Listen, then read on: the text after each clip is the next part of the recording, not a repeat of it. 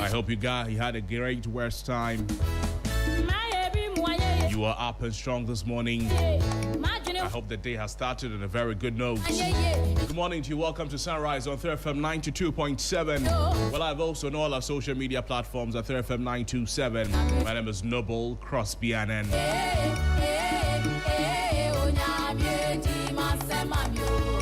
If you're listening to us on your radio, on your way to work, if you're still at home this morning, whatever you're up to for the rest of the day, we wish you all the best. And we ask that you stay with us from now till 10 o'clock this morning, because we'll be talking about very important issues here.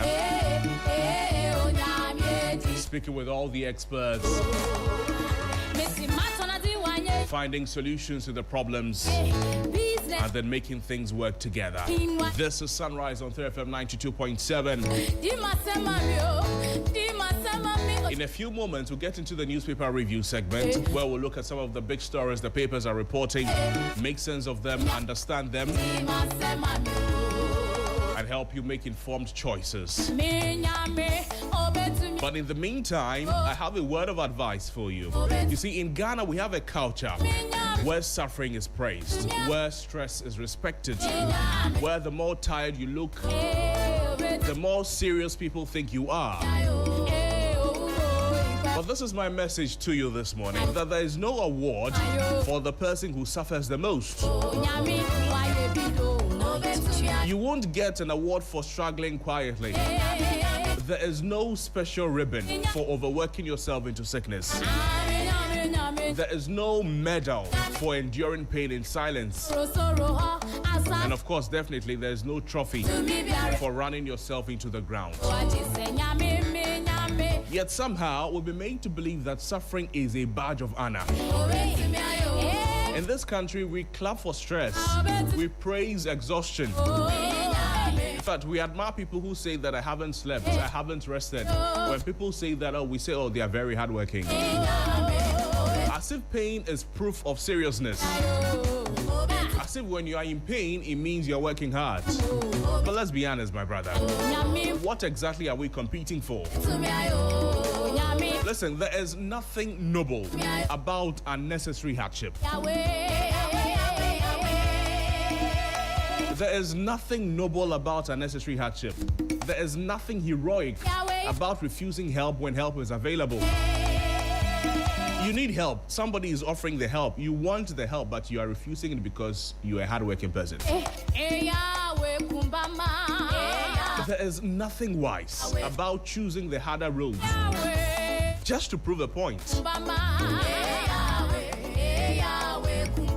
There is nothing wise about choosing the harder road just to prove a point. And sometimes we confuse endurance with strength. We think if life is not hard, then we're not working hard enough. If you're not struggling, if you're not stressing, if you're not tired every day, then it means you're not working hard. How did we start thinking like this? If we are not suffering, then maybe we don't deserve what we have. You see a well-to-do man somewhere, you see a well-to-do woman somewhere, and you think that you know how the person started. In your mind, the person did not struggle, so the person should not have what the person has. If we are not suffering, then maybe we don't deserve what we have. What kind of mindset is that? It is a very dangerous mindset. Because burnout doesn't come with applause. Nobody will see you and say, you are the most tired person in the world. Let me clap for you. Sickness doesn't come with recognition. Breakdown doesn't come with a standing ovation. In fact, your body will collapse whether people clap or not. So if you see a genuine opportunity to make life easier, my brother, my sister, take it. If you see a genuine opportunity, emphasis on a genuine opportunity to make your life easier, please take it. If your life is tough, it does not mean anything. If there is a smarter way, use it. If there is a smarter way, use it. If rest is available, rest. In If support is offered, accept it. Taking things easy is not always laziness. Convenience is not cheating. And then rest is definitely not failure. If you are working smart, it doesn't make you less ambitious. If you want to protect your health, it does not make you weak. And then choosing peace doesn't mean like you lack drive. No. So we need to stop romanticizing struggle like it is a requirement for success. If you don't struggle, you can't succeed. If you don't stress, you can't succeed. Yes, there are times that you can stress. We'll talk about that. Yes, life will be hard sometimes. Challenges will come. If you're doing all you can, you're doing the right things and the struggles come, go through them. But don't make up your mind that you have to struggle to be successful. Suffering should not be a lifestyle. Monday to Friday, you are suffering. Monday to Monday, you are suffering. 24/7, you are suffering. That is your lifestyle. And you think that is proof of hard work. See, there's a difference between necessary sacrifice. Some sacrifices are necessary. Necessary sacrifice, like waking up every day, going to work when you are tired. You have to earn your salary. There is necessary sacrifice. But self-inflicted suffering, you are going to work, there's somebody you live with, the person is willing to offer you a ride to your workplace. But you don't like it. Because you want to go and stand in the sun and stress.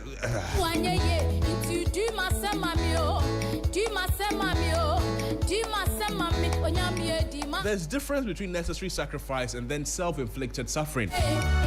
One builds you, the other one will break you. You don't owe anybody stress. You don't owe social exhaustion. You don't owe the world your health just to prove you're serious. And then success that costs you your sanity, it is too expensive. Progress that destroys your body is not progress. So wake up every day and remind yourself, I am allowed to choose ease. Mention your name. I am allowed to choose ease. I am allowed to rest. I am allowed to take opportunities that simplify my life. If it is a genuine opportunity, it is easing your struggle, simplifying your life. Take it.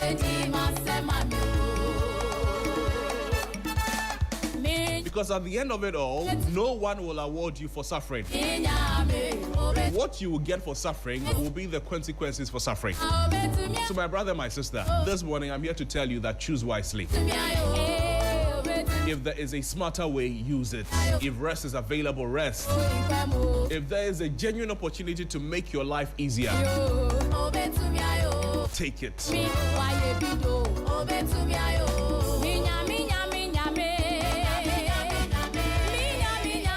Stop thinking that life is not hard if you're not working hard enough. Stop it, it's not good. There's nothing wise about choosing the harder way, the harder road just to prove a point. And I end with this, that there is nothing noble about unnecessary hardship. In a few moments, we'll be speaking with Felicity Hafianyo. So she helps us know what to expect for the rest of the day in terms of the weather conditions for this morning and for this Thursday. And right after that, we'll get into the newspaper review segment where we'll make sense of the stories this morning. I'll be doing this with Sixtus Don Olo, produced by Frederick Kunzo Tiani. DJ Biam will join us. It's a packed morning here on Sunrise on 3FM 92.7. You want to stay with us.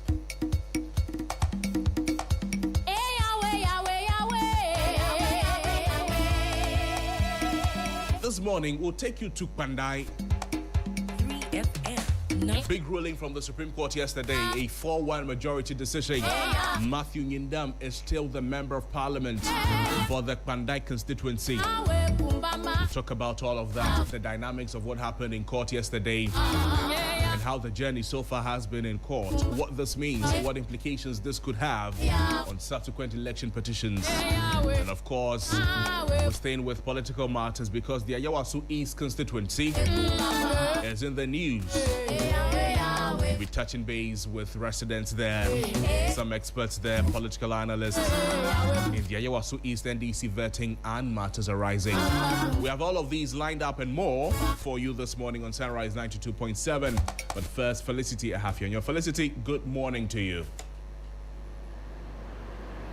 Unfortunately, I think we lost Felicity. We'll reconnect with Felicity Ahafionyo from Ghana Met. She is chief forecaster, so she tells us what to expect for the rest of the day in terms of weather conditions. She always ends with some good advice on why we need to drink a lot of water, some advice for our fisher folks out there, some advice for our farmers as they go about their duties so that they can be protected and they know what to expect. Because, I mean, if you're armed with information, you have the necessary requirements, what you need to make the right decisions for the rest of the day. Let's speak with Felicity Ahafionyo now. Felicity, good morning to you. Yeah, good morning, Kelvin. How are you? I'm very fine, thank you. How are you, Felicity? I am better today than yesterday. Great. Talk to us. On Thursday morning, what should we expect? Yes, Thursday morning will not be different from what we expected yesterday. Dry and hazy across the 16 regions. Visibility is expected to range between 1 kilometer to 6 kilometers for the day. For the night time, we expect slight improvement because of illumination. We expect it around 2,000 to 8,000 across the country. However, by dawn, we expect misty and foggy conditions. So some areas are likely to report less than 1 kilometer. So the motorists that will be using the road at dawn, traveling from Accra to Kumasi or Kumasi to Accra, Nkoko, Accra, Ebeko, Pripia, Accra, Amejofe, Accra, Hu, and Yawase areas, we need to watch out for misty and fog patches, which is going to affect visibilities. Temperatures will also be on the higher side. The afternoon will be hot, a bit unbearable for us, so we need to take precautions. But then the night to tomorrow morning, we expect temperatures to reduce. Some areas are likely to report 16 degrees Celsius, so it's going to be a bit cold over the transition zone into parts of the middle sector. Some on the north, we expect temperatures between 18 and 20 degrees Celsius. Along the coastal slope, we expect temperatures to range between 21 and 24 degrees Celsius. So for today, this is what we are expecting to happen in terms of weather. Felicity, thank you so much. Have a great day. Felicity Ahafionyo is chief forecaster with Ghana Met.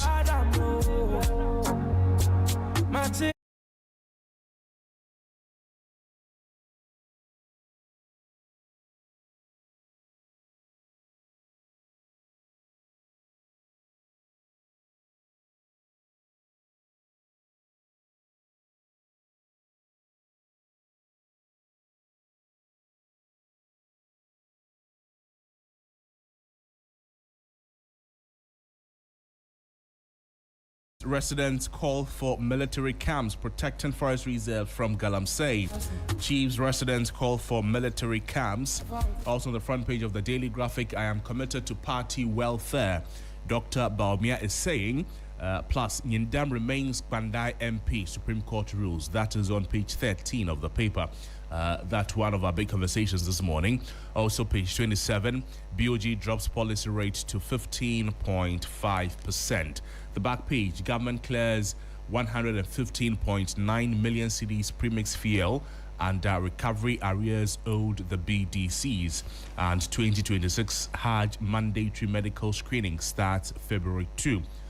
To our Muslim brothers and sisters, the 2026 Hajj mandatory medical screening starts February 2. These are the stories that the Daily Graphic is reporting on its front and back pages. Center spread of the paper, World Neglected Tropical Disease Day commemorated, also after most ambitious project in Africa. According to President John Dramani Mahama, we're making progress in coastline, housing, water subsectors. According to the Minister for Works and housing. These are some of the stories that the Daily Graphic is reporting this morning. To the Ghanaian Times newspaper, Saglemi project bounces back. Government picks developer to complete housing scheme, according to the Minister for Works. He took a stand for the Government Accountability Series yesterday. Also, the Ghanaian Times newspaper, BOG cuts policy rate to 4-year low to 15.5% to boost growth, on page 20 of the paper. Ghana-China trade hits $14.1 billion in 2025, according to the Chinese envoy. And no rerun at Bandai SC overturns High Court order.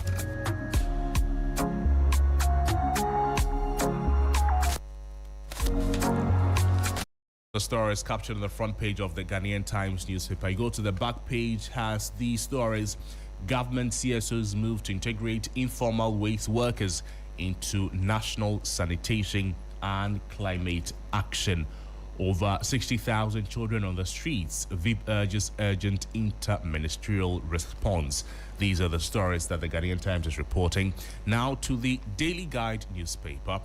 SC retains Nyindam as Bandai MP. That's on page 3. Also, NDC Bandai review plan unnecessary, according to the minority. My vision for NPP Ghana sets me apart, according to Dr. Yaosei Aduchum. He says that his vision for Ghana and for the NPP sets him apart. We have just a few days. How many days? 2 days to the presidential primaries of the party. It will be interesting. The Daily Guide this morning also says that BOG cuts policy rate to 15.5%. Police arrest 4 gold robbers. These are some of the stories that the Daily Guide is reporting on its front page this morning. We'll take you quickly to the Daily Post newspaper, and it says that 7 patients receive life-saving care as Ghana Medical Trust Fund pilot takes off.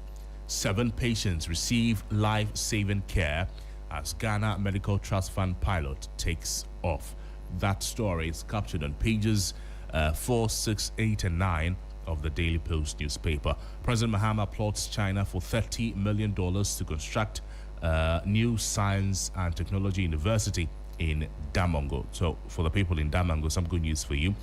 President Mahama plots China for $30 million to construct new science and technology university in Damongo. Also, National Rental Assistance Scheme supports over 4,700 Ghanaians with 99% recovery rate, according to the Housing Minister. Supreme Court quashes Tamale High Court ruling for a rerun of the Bandai election this morning.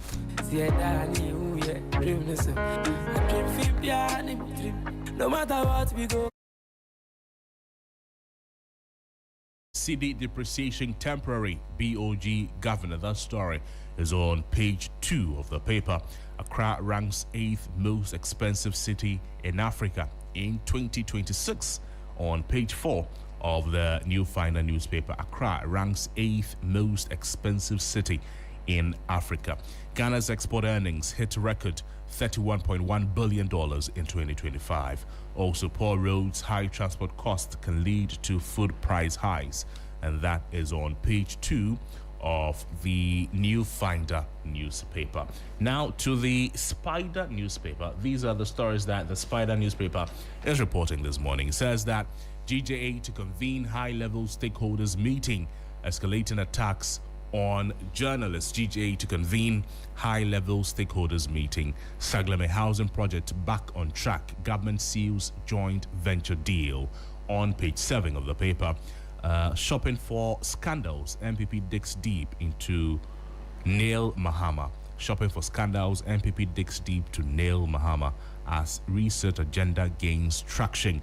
Accra ranked 8th most expensive city in Africa in 2026. And ahead of the MPP primaries, Napo crowns Bawumia Akufo-Addo's wisest wisdom pot in cabinet. And that's on page 7. It says that ahead of MPP primaries, Napo crowns Bawumia Akufo-Addo's wisest wisdom pot. So, Dr. Matthew Boko Prempeh says that Dr. Bawumia is Akufo-Addo's wisest wisdom pot in cabinet. That's on page 7 of the Spider newspaper. The Supreme newspaper this morning says that Brandon Champon electrifies Ashanti delegates in final drive for flag bearer mandate. That's on page 3 of the paper. Angela List sets record straight over BCM Brouhaha. Please arrest Mark 2 over alleged unauthorized use of a mega herbal bitters brand. Cocoa farmers have always been impoverished under NDC government, according to the minority. They say that cocoa farmers have always been impoverished under the NDC government. These are the stories that the Supreme newspaper is reporting this morning. Now to the Observer newspaper. It says that raw commodity exports stifling Africa's growth. President John Dramani Mahama is saying, he says that raw commodity exports are stifling Africa's growth. Also, MPP primaries marred by insults, lacks policy and leadership ideas. This is according to Lamting Apanga. Also, government to roll out national rental assistance scheme in all 16 regions. This is being said by the housing minister. A few more papers before we get into the details of Visit Some online portals. The Daily Democrats this morning, it says that MPC cuts policy rate to 15.5% as stability deepens. Vice President commends Land Minister's leadership against Galamsey. Operado Ayariga strengthening youth apprenticeship. And Julius Debra urges AGI drive industrial growth. Springpark demands independent probe as attacks on journalists escalate. And Angela List sets record straight over BCM Brouhaha. Amasaman police arrest Mark 2 over alleged unauthorized use of a mega herbal bitters brand. Now to the New Republic newspaper. It says, Napo on the loose again. Turns Baumia's Ashanti regional campaign tour into insults fiesta. That's according to the New Republic. It says, Napo on the loose again. Turns Baumia's Ashanti regional campaign tour into insults fiesta. Apex Court gives NPP minority a lifeline. Dismisses key NDC election challenge on technicality. Ex-Zongo Fund CEO flees. That's on page 10 of the paper. But the banner headline for the New Republic this morning says that deal closes for Saglame Ghost Town Revival. Deal closes for Saglame Ghost Town Revival. It's on page 3 of the paper. Decade-old $200 million housing white elephant advances as Mahama government resurrects the project. Decade-old $200 million housing white elephant advances as Mahama government resurrects the project. These are some of the stories that the New Republic is reporting this morning. And finally, to the News Guide Africa. This is what it says, that BOG slashes policy rate to 15.5% as inflation plummets. That story is on page 10 of the paper. And CD roller coaster from Africa's 2025 champion to a shaky 2026 start. Ghana's radical reset of mining governance, a new dawn for the Golden Coast. Also, shockwaves in MPP, not a single vein in my blood is shaking. That's according to poster Musa Dankwa as he defies prophets as the D-Day looms. There's one from the roads minister, and it says that heavy fines loom for overloaded trucks as Ghana moves to save its roads. These are some of the stories that the News Guide paper is reporting this morning.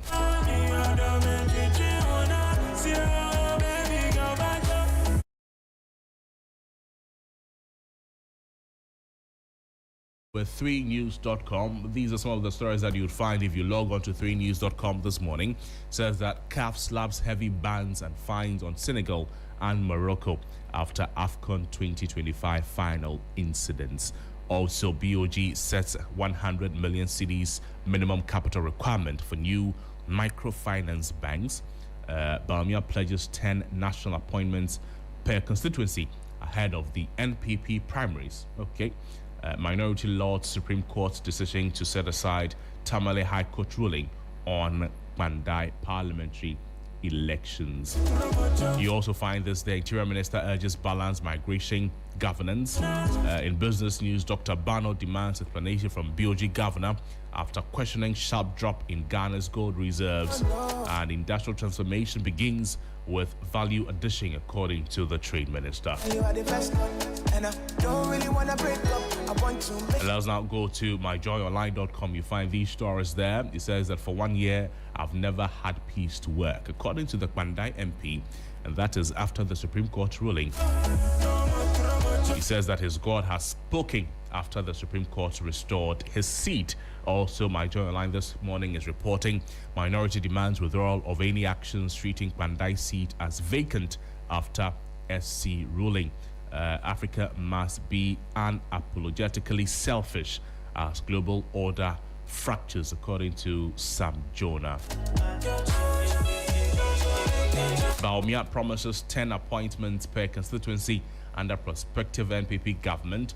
And Ecuador says ICE agent attempted to enter its Minneapolis consulate. These are some of the stories you find if you visit myjoyonline.com this morning. If you visit City Newsroom this morning, this is what you see: that interest rates have eased, banks now chasing customers with loans, according to the BOG governor. Top stories: BOG resets microfinance rules, raises capital, and sets 2026 deadline. Global Info Analytics, Bawumia to win 14 regions in the MPP primaries. The MPP primaries, only Kenya Japan can cross 50+1, according to Evans Dria. Recapitalization of BOG imminent. Government shows commitment, according to the governor. MPP race, Musa Dankwa explains why Dr. Bawumia is leading.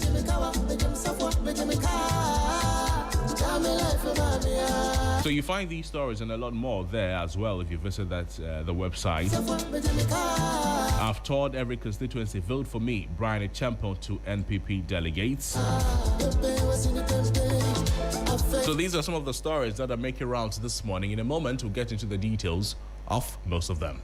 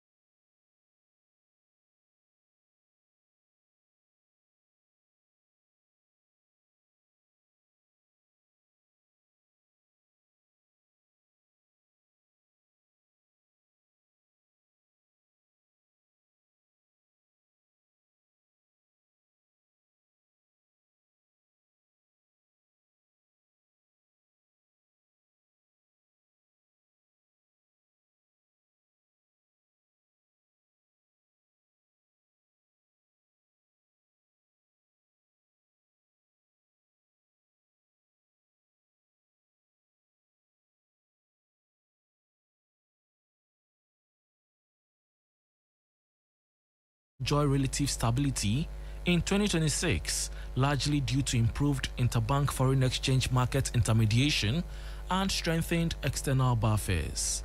The interbank FX market is working better now. And so we believe that FX intermediation will become more fluid going forward. And so the CD should be relatively stable going forward. The governor also disclosed that progress has been made in the banking sector recapitalization program, with all but 2 banks meeting the new capital requirements. We have 2 more banks that are yet to meet it, but those banks have been given up to March, end of March 2026, to be able to meet it.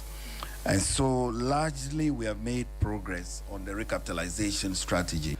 The Bank of Ghana says it will continue to closely monitor domestic and global developments to ensure that recent gains in macroeconomic stability translate into sustained growth and financial sector resilience.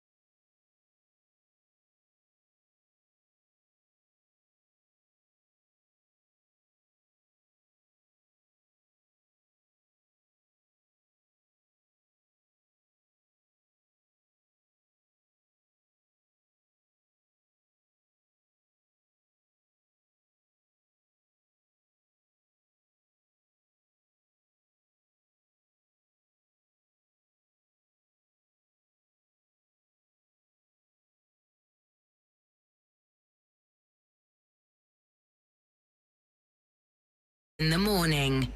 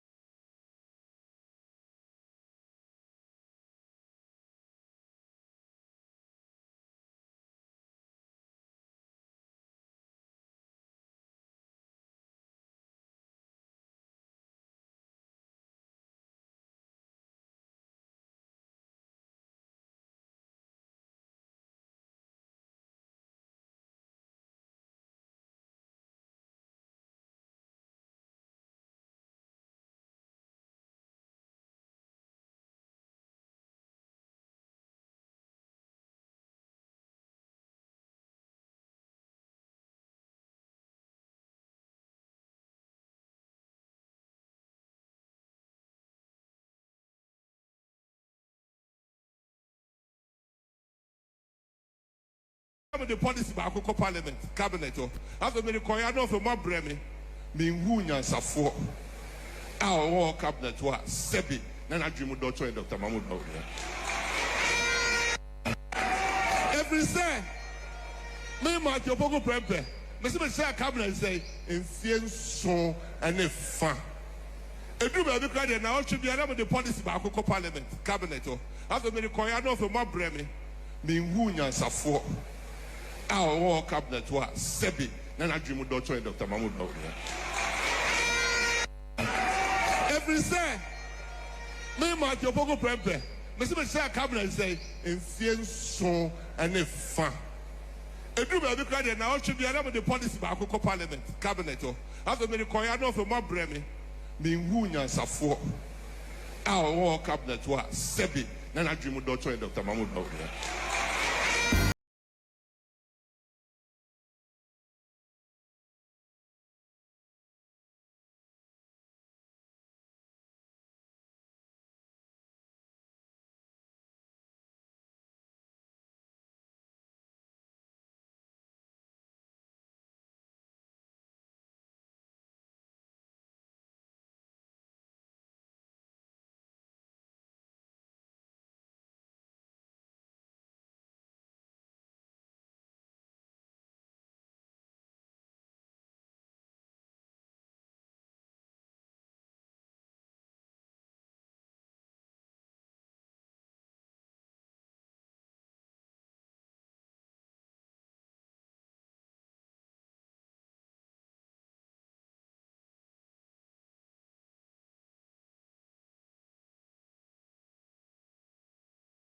Joining us, Michael. Good to see you. Good morning. It's been long. You have abandoned us. How are you? Calm down. I'm good, my brother. How are you? I'm fine. Still keeping fit. Charlie, if you don't know, Crosby is on some solid weight loss journey. Only he knows who he wants to impress. It fell water inside some time ago. But it's going good, right? Now we eat everything. I said, you will reset, don't worry. Charlie, the Bank of Ghana has cut policy rate to 15.5%. Yes, sir. Me, I don't understand. What does it mean? Okay, so basically the policy rate is the rate at which the Bank of Ghana lends to commercial banks. So by extension, it will influence how much banks will also lend to you. Okay, so Bank of Ghana gives to commercial banks. Yes. So and then the banks give to the customers. Exactly. So the rate at which the bank will give money to the commercial bank, no? The central bank will give to the commercial bank. To the commercial bank. Yes, no? That's what the policy rate is. So what does that one do? So it basically determines how much it will cost banks to borrow from the central bank. Then like interest. More or less, that's basically it. But then, because the banks will go and borrow before they give to you, they would have to act their margins. Yes. So at least it gives you a fair idea what the average lending rate on the market will be, or averagely what it will cost you if you go to borrow money from a bank, because that is their determination on how much it costs them on the average. Okay. Does that make sense? Yes. So the commercial banks will borrow from the Bank of Ghana. Yes. The Bank of Ghana will give it to them at the 15.5. At the 15.5%, yes. like interest rates. Exactly. And then the commercial banks will now give it to you and I. Yes. But they will add their own to the 15.5. No? Exactly. But because the 15.5, it has come down from the 18. From the 18, yes. So they can add small. Maybe we'll reach 18 eventually. So it actually means that their cost of borrowing has reduced from 18 to 15.5. Okay. So it means that when you go to the market today, you are likely to get a better rate than it was on the market before this announcement. Okay. Because the rate has dropped from 18 now to 15.5. Okay. And you see the policy rate is used as a tool to manage inflation. Now inflation has come down significantly. So the central bank says, well, if inflation has come down, then there's no point to keep it that high anymore. Okay. So now they are reducing the policy rate because inflation has stabilized. At least they've hit their targets that they set for inflation. So this basically means that when you go on the banks to borrow right now, you are very likely to get a better rate.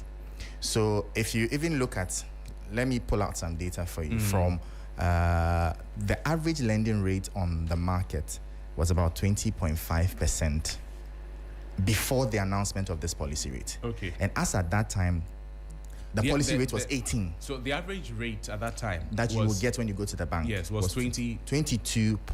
22.2. Sorry, 20.2%. 20.2%. 5. Sorry. 20.5. Okay. Yes. Okay. So it means at that time, that is before this announcement. Before this announcement. If I go to the bank to borrow, the average rate of interest would have been 20.5%. Exactly. And that was because the policy rate was at 18. So they added 2%. So on the average, yes. Okay, on the kind average, of. yes. Okay. So it means, is it fair to think that because it has come down to 15.5 from the 18, if they still decide to add on the average like 2 or 3%, that will now come to like 18%. You can assume that. Okay. Then it means our rate of borrowing has also come down. The interest rate on borrowing. Yeah, that's the also, bottom line. And the flip side also is that if you've already taken a loan, it means that the interest you'll be paying on that loan will also come down.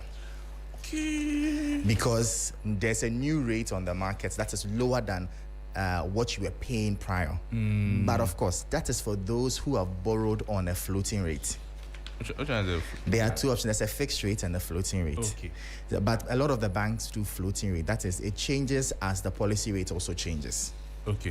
So now that the policy rate has come down, if you're on a floating rate loan program, it means that now the amount that you have to pay will also reduce. And so this will mean, and of course, it also means that if you are going for a loan today, the rate you get on the market, like we've seen, should be cheaper than the average that we saw before this announcement. Right. And the idea of all of this is to sort of free up the economy, increase and enable businesses to go and borrow and spend and expand the economy and create more jobs and the likes. So that's how you sort of grow the economy after you've been able to stabilize things with the macroeconomic indicators like inflation. So in essence, that's about it. This morning, I saw a story that says that the banks are now chasing customers with loans. Yes. That's what I'm looking for. And it's all related to the policy rate conversation. Yeah? Exactly. Okay. So there are a number of things happening in that regard. 3FM, previously, 92.7. the treasury bills looked very attractive to a lot of the banks. So they put a lot of money in it, which is convenient banking. Just put the money in treasury bills, you make your returns, it's safe, you get your money.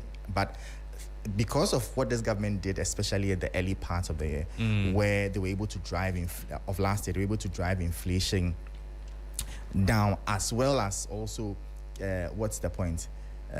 Reduce the treasury bill rates, because as of 2025, early 2025, I think the treasury bill rates was in excess of 20, but by the close of the year, we're around 10. So it wasn't attractive anymore to be putting money in treasury bills for the banks. So some of them decided to diversify and now give loans. Okay. Because if you give out loans, the money you be making on it is more exciting for a business person than just putting it in treasury bills as at that time. So it's part of the reason why a lot of the banks are we're now chasing their customers, because you want to make more money. So if giving out loans will give you more money, then they decided to put their money there. So that's just basically it. Okay. So on the from an assessment point of view, yes, is this rate too low, too high, just okay?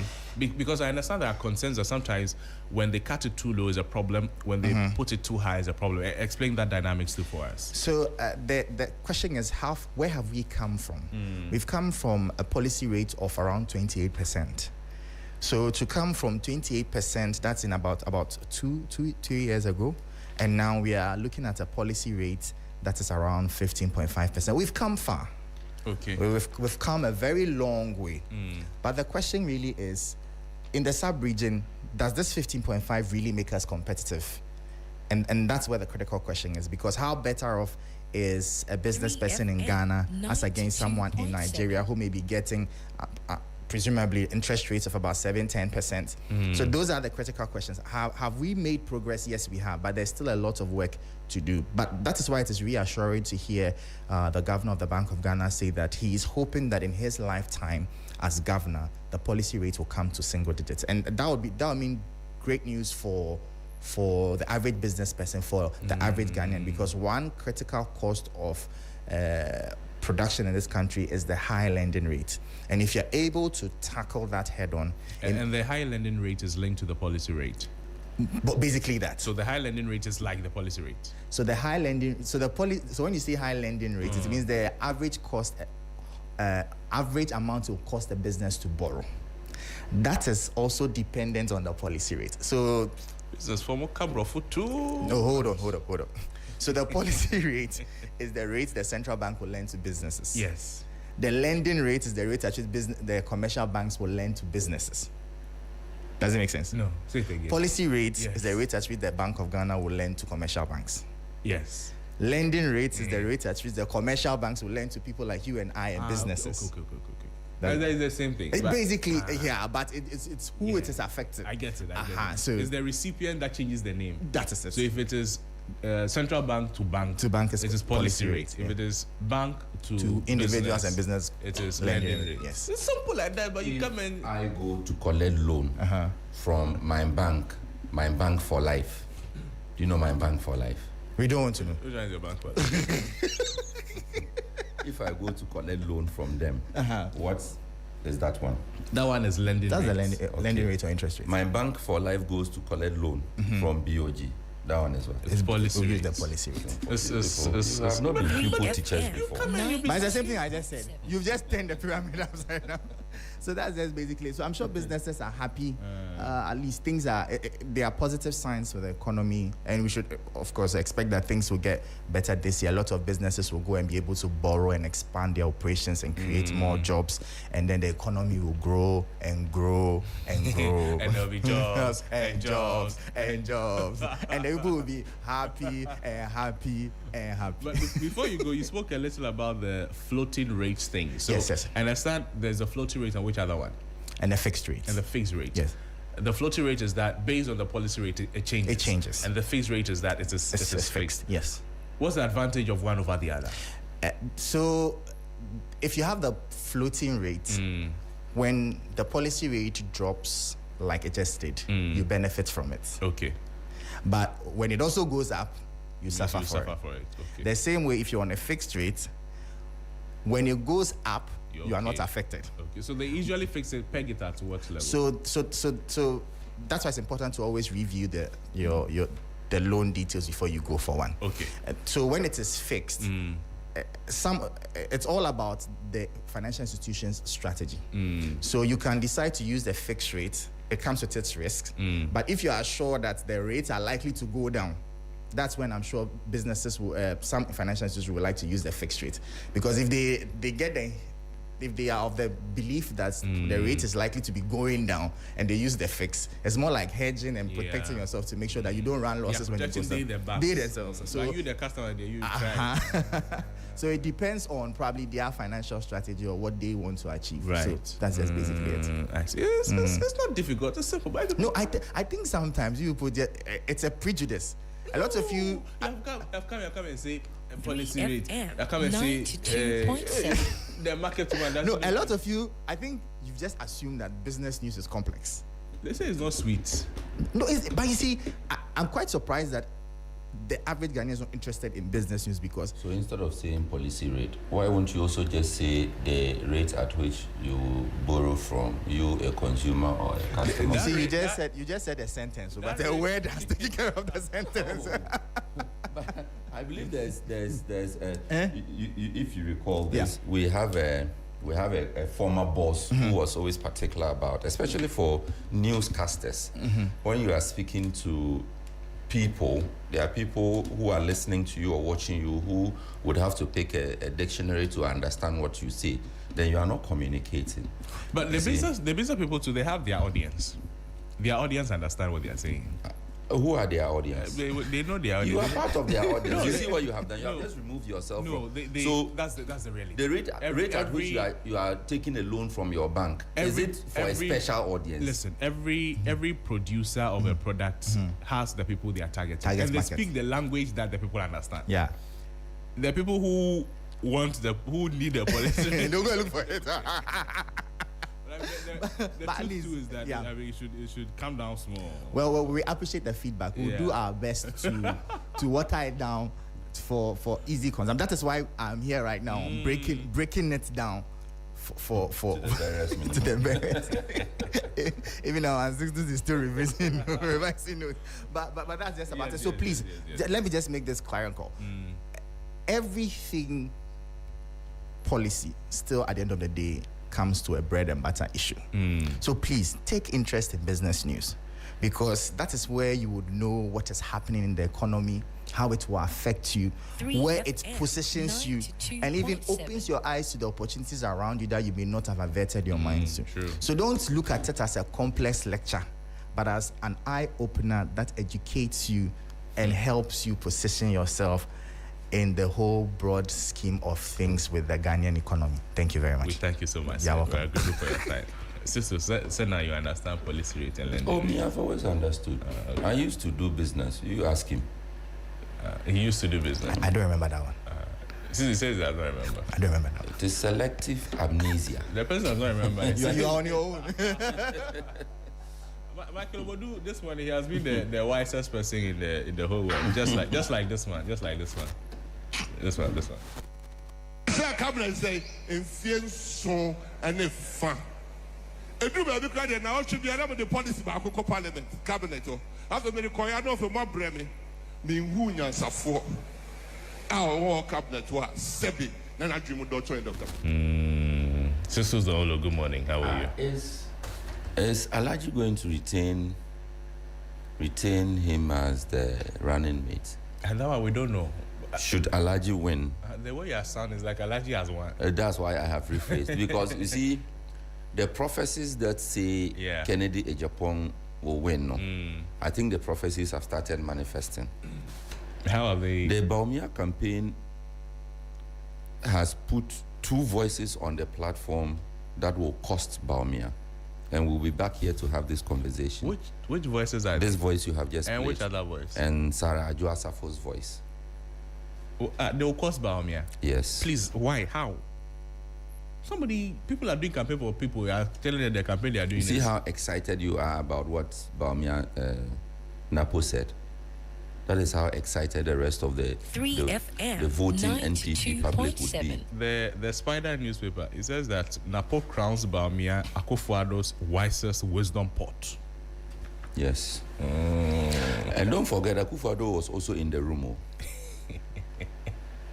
The room that Napo is referring to. Yeah. Akufo-Addo was in that room. So in Napo's estimation, Bawumia should have been the president at the time Akufo-Addo was. Yeah, the one saying, no, that's not what Napo has said. What has he said? Napo says that he's the wisest wisdom pot. So I'm wondering whether he will go ahead, Alhaji will go ahead to retain Napo as his running mate should he get the nod. I'm just wondering. And I'm also wondering how much Napo has learned from the last election. And how much work he's doing on himself and who he has surrounded himself with as his advisors, his trainers, his coaches, and all of those things. You see, public speaking is not for everyone. And the other day you and I were talking about charismatic, whether you have the brain, can execute, the skill and talent can execute a job. Yeah. But you don't have what it takes to get the vote that will give you the mandate to execute the task. This is part of that conversation that we were having. See, there's the New Republic, this is how it framed what has happened. It says Napo on the loose again. And the headline is that Napo on the loose again turns Bawumia's campaign, Ashanti Regional campaign tour into insults fiesta. And it says Dr. Matthew Poku Prempeh has launched a scorched earth political gamble that is now tearing the NPP apart. The former running mate in a bid to flatter Vice President Dr. Bawumia declared that not a single member of ex-President Akufo-Addo's cabinet was more intelligent than his boss. It's a serious matter. It's a serious matter. But they say that don't forget that there's another section of the NPP that has told us, in fact, from the Bawumia campaign itself in the last election, that Bawumia was actually not allowed in the room. Remember when we started talking about the economy and everything? He was not making decisions, nothing. He was not making decisions. They had excluded him. The same campaign told us this. So what? The man was excluded. Yes, yet he was the wisest kid in the room. I don't know whether Napo has people training him on political communication. But do you know who President Akufo-Addo's cabinet ministers were? Mention them. So there are a few names here that I want to be sure that I don't know whether it is his first term or his second term, but Akufo-Addo, the president, was there. He himself. I mean, he has to be there. The vice president has to be there. Chairman. Kenneth Ofori-Atta. Yes. He was there. Okay. He was there. The minister for trade at that time, Alan Kyerematen. I think Kenneth Ofori-Atta was even there for all the 8 years. Alan Even in Kyerematen the was last there minute. too. Yes. Kyerematen was there for the first 4 years. Okay. The defense minister obviously was there. Nitu. Yes. Interior was also there. Yes. Foreign affairs was there. Foreign affairs. Shirley Ayoko Botry as part of cabinet. I should think so. I'm not sure. Yes. And food and agriculture. Yes. Energy. Opoku Prempeh himself. Yes. Education. No, Opoku Prempeh was education. Okay. Yes, Wow. before the change. Yes. Okay, yes. Osei Aduchum, education. He was also there. Kweku Agyemang, Minister of Health. He also had a seat in cabinet. Okay. Osei Mensah, he was Ministry for Parliamentary Affairs. Okay. And then You did not mention the Attorney General. It's coming. It's inside. In fact, 2 Attorney Generals served on the cabinet. It's inside. If you like, we can do the 2017 to the 2021 example. That one has a lot of Damboche, Anthony Osei Akoto, Boakye Oh, Jakon, God rest his soul. Peter Mewu. They were all there. They were all there. But Napo says that what Baumia is what? was more intelligent than the rest.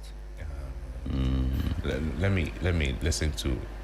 I don't believe what you're saying. Let me play it You again. play again. And Let see. me play it again. I Me don't believe. Mark Opoku Prempeh. Me say cabinet say nson and fa. Edu ba bi kra de na otwe bia na the policy ba akoko parliament cabinet o. After me ko ya no for mo breme. Me hu nyansafo. Our cabinet wa sebi na na dream Dr. Mahmoud.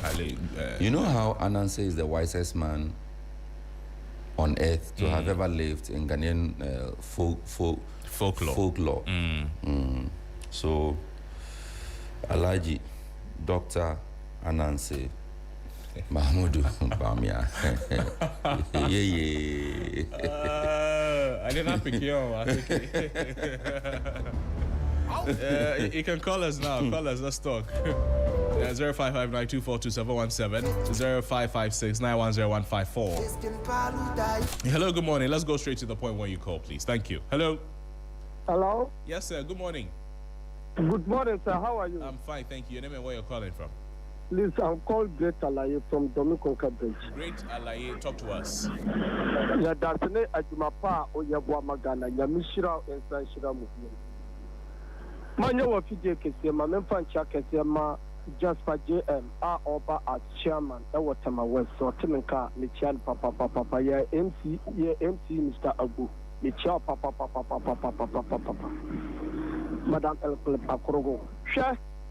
Sebi mfenso se utie na pokata asamo kan no enye onu kwampo de kasa asem yo se ukaya ayawaso wagon na Akufo-Addo ankasa gina platform so edene sa atene aka chese bobia ni o anyame edi wiase nyese nyina sheni timu a odi o churo normal o ye gu pipa so at the brain.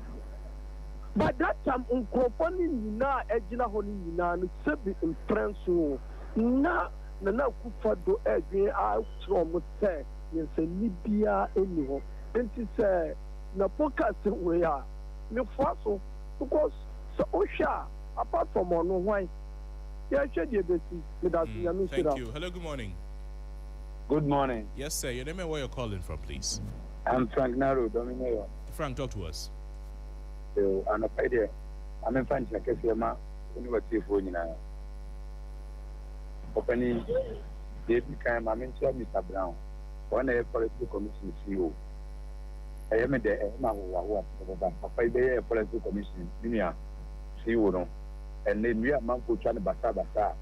Any Yinsu and say, Galamsi for says a Yinsu Chaumbia, obey political commission, maybe in a Brasia Mende, in soon in any cafe Dawadia, Mr. Brown, which Shannon of pay. Opening and the Quantum of Okayano, Yamubidia, and Yamama. Because in Nipa, Yadi Adivia Wono, when a day won't be Sakrada, and I'm 24, Ebu baby, the Tibia who is in near. Wotana entren se bia eyese kwa na yeketwa wotimi trena entren se o ma bia ni na pe wotrena wo ye dan a entren sa na ye papa na po akoye endie mu bi se de enye enwanwa ana e print ye papa kuku adu o de no bo no ono se de tin ne kata ta na pie. Thank you. Hello, good morning. Good morning, my brother. I want to say I'm fine. How are you? what do you have for us? So yes, my Poku Prempe, Canada. Yamen Fasama. Sene Bonyoka president, and he has a 4 or when ya come Adiabuma. Master need to say that. Hello, good morning. Hello, good morning. Yes, sir. Your name and where you're calling from? But Aziz name Kasafi. Aziz, talk to us. Yo mamin chami MC Honorable Agbu yami enshirano ko tema west no so Gaspar AM yami enshirano na Azuma Charisma Kasi so e wo TDC director pacho sisi anu a na nyakufo adon na akufo ado odi MPP fo nyansan nyina e akoshe ba wunya tirimo a na sisi anu a nyame anya adon na ba wunya nkonwini a me pacho onyansan ni ben and ebenya wo MPP ho me question na enya me paani because you see a candidate Japan no so no ono so see oni bientina wa be johnny nkosia party we o pato enya said bi ono na okaye ye okaye na me so me ekochi nti sisi anu a MPP no a pre omo pre sisi anu omo pre we there no ye me ya do na omo na ekoya na mo be si omo na ema ya bi wana nti omo de omo cup of tea. Thank you. Hello, good morning. Good morning, bro. Yes, sir. This is Lincoln. Lincoln, talk to us. Thank you. Lawyer Aduzuma, Director of Court, we encourage him to continue the good work. And Honorable Seth Banini, the hard-working MC for Kaswa, and Honorable Felix now call you MP. Yes, about the MPP. Some of us don't want to talk too much. Brian Achampon, Kennedy Ajepo Aduchum, they all don't deserve to be president. As for Bawumia was a good man, and he destroyed his credibility during Akufo-Addo's regime. Even before election, the figures he put out, some of the statistics that he talked about were false. But for me, I'm not for the MPP. And I will not vote for the MPP, maybe in future. But as for Kennedy Ajepo, if we talk about credibility, he has none. His behavior, his the way he talk, the way he even sit on radio, insult women in this country. And he want to come and be president. Even he doesn't have the quality. This Congress that they are going, all of them know that Bawumia will defeat them. That is my suggestion. Bawumia will defeat all of them because they don't have any surviving presidential candidate apart from Bawumia. Thank you. Thank you. Hello, good morning. Crosby. Yes. This is Collins. Collins, talk to me. Thank you very much. Let me take this opportunity to greet Mr. Akwesi Mensah, Deputy CEO of Temashepi at ESC. Fantastic one. Look, I heard Dr. Matthew Poku Prempe yesterday, and you create this state a lot, almost 4 or 5 times. I've been laughing and laughing and laughing, telling the nation that yes, indeed, the wisdom man and the intelligent man is Dr. Mahmoud Bawumia in NPP. And the same NPP contestant race Kennedy Japan to say Dr. Mahmoud Bawumia is a liar. If I'm a delegate before God, I'll vote for Brani Sample. Simple as short. Because we want strong opposition in this country. We don't want one party state. But what NPP and their gurus are doing is becoming and becoming. Their party is not unique at all. Their party is not unique. You lost elections, so what? Go back to the drawing board. You don't build a mansion from top to down. We build from scratch to up. What are they doing? We are waiting for them tomorrow. Thank you. Thank you. Hello, good morning. Good morning, Opanikas here.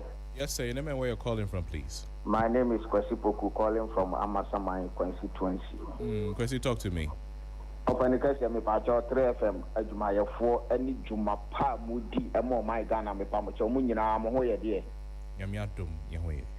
Yo, Opanikas here, Mammy for Conyas, Nemi Chami Papa, when the Monyan for Daddy, Mr. Grant, Baby Biaro or Michiano, and a major.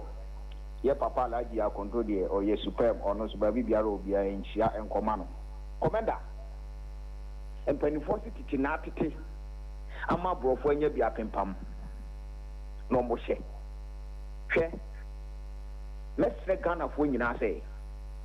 O share the credibility of MPP. Now she kasa a pay free na po anumuba is totally embarrassment. And says the Ghana MPP Sakra almost 40 years. Because what say we are seeing now say apart from Dr. Mamadou Bawumiano, sebi onyansani bie ni MPP mu. Na ubie wanu na ukasa asem we ya Ghana for emfa o my Ghana she Bawumiano na wakoponti nyansani afri hefa edna ba bebu man.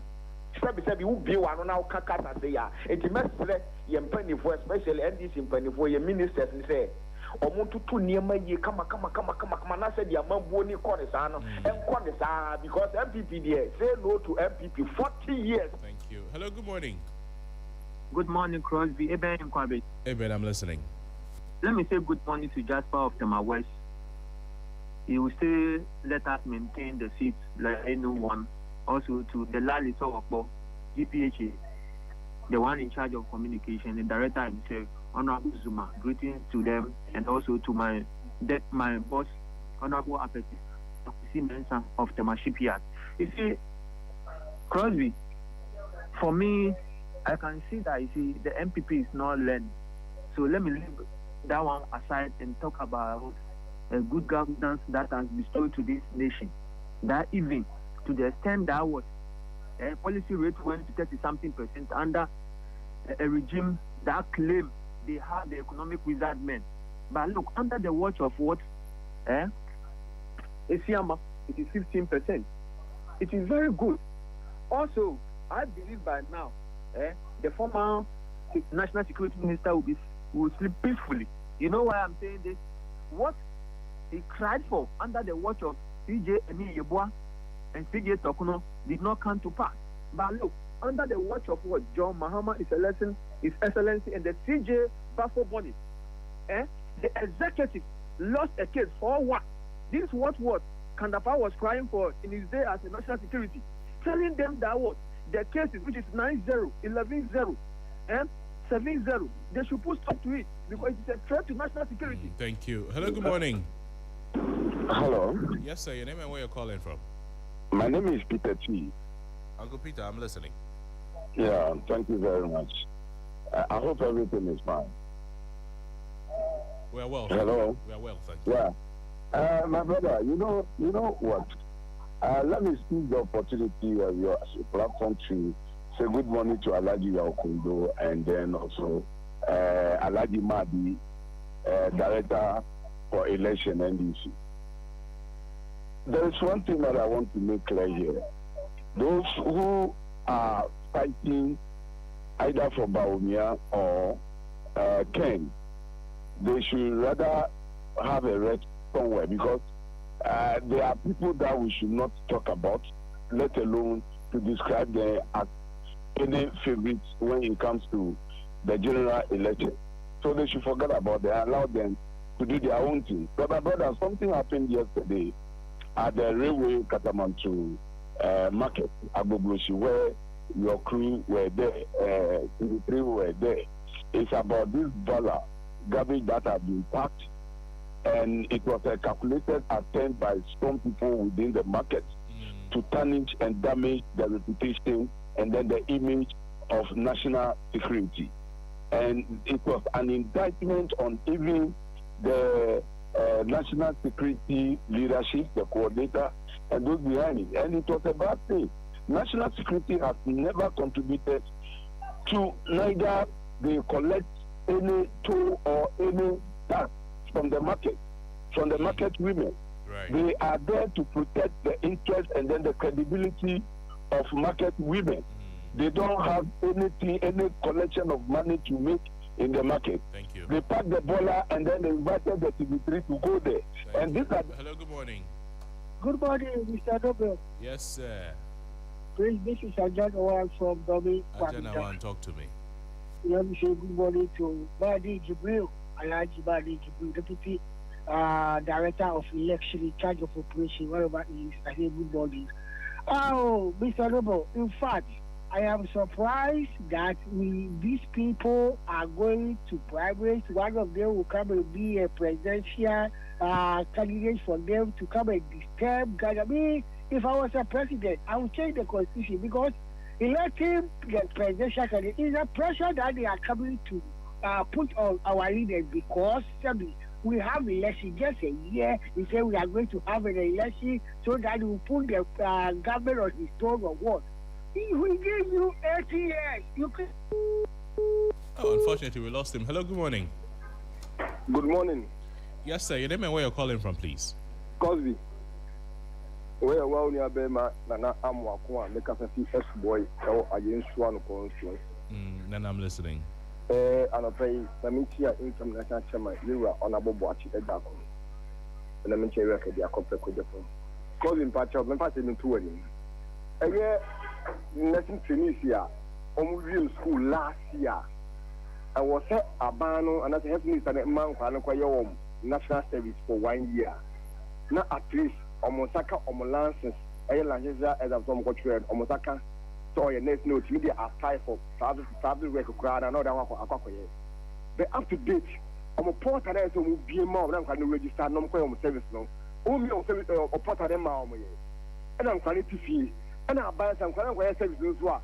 I don't look at apply for private as a private nurse no a hospital. Now I'm teaching Sano and for some banners and criminal Italian. And the person will be have to say that Ben obvious and will be a school last year no port and I'm home. No way to register no service, no way no it's not apply for private work. Those when you get that so congratulations and means I know a bois. Let me say people that say a bad year courtroom Ghana for a self-elected a complex of Pano our Abadaye yet Ghana and a video better Ghana Lebanon. I have a call Vala Obia near among Penua, you're on a better neo ministers, our neo ministers our position Obia wow. You can get for all of us to go for some moon and Bagana. You're taking a full moon of Abadaye. Hello, good morning. Good morning, my senior man. Yes, sir. Your name and where you're calling from? You're from a bright time because of free. I was so kind and unobeyed. Right, please talk to us. My main chair, Honorable Alhaji Ofundo, in charge of operation, and Honorable Peter T, and Honorable Alhaji Raouf. On MPP election, Mukakoye, say Ghana 40.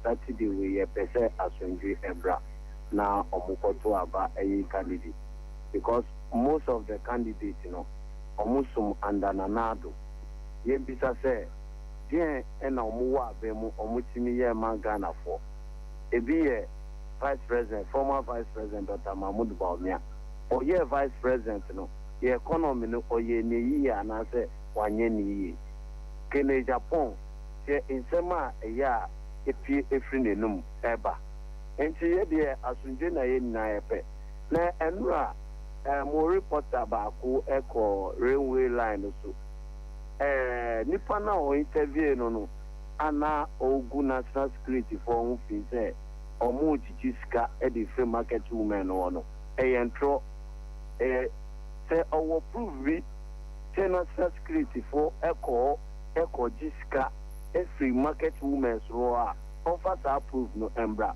ko national security omuko no omuko say please ebeba asunju ebeba o. Thank you. Hello, good morning. Good morning, my brother. What to say? I'm fine, thank you. How are you? I'm very fine. Mame draw my attention. In fact, Kaswa and the Molino and Yokra Mayekra find difficult to get tracing. Timon checking my framework. Opening way and Okra Sam Kasafrika Kaswa, the chairman, the Apuga is key Kufu, the Joa Shamai. Chairman to switch and Mishra. Opening and Yamwa, then Apu, itimi Ebeka, and same way. Yes, I said, you actually social duty cananti. Attaching and then some wanka. It in a ponso the car we are Yamwa. Can I just upon Uncle and then in some bendy free and numone buy our kicker. It MPP you sue and one more buying our one casa almost see almost. It's your woman na casa is woman Numuban and your papa. It's man young one was an apple, Ekika and same way. Thank you. Hello, good morning. Good morning. Hajia, how are you? I'm fine. How are you too, Johnny? I'm well, thank you. Talk to me. Johnny, real skin of the air is Ashama Lavano. Johnny, and then 1 week to I had to see me to Jimmy phone free. And me back to Nina. Where the man send me a penny for. Where I am an Adoni young phone be a manager Kataka, Miss Romo Buami phone. Mommy lawyer Zuma Port and Harbour Director, and Jeka Regional Chairman, and the Honorable Dana Martin Minister. Johnny, and the man thing that I want to walk forward.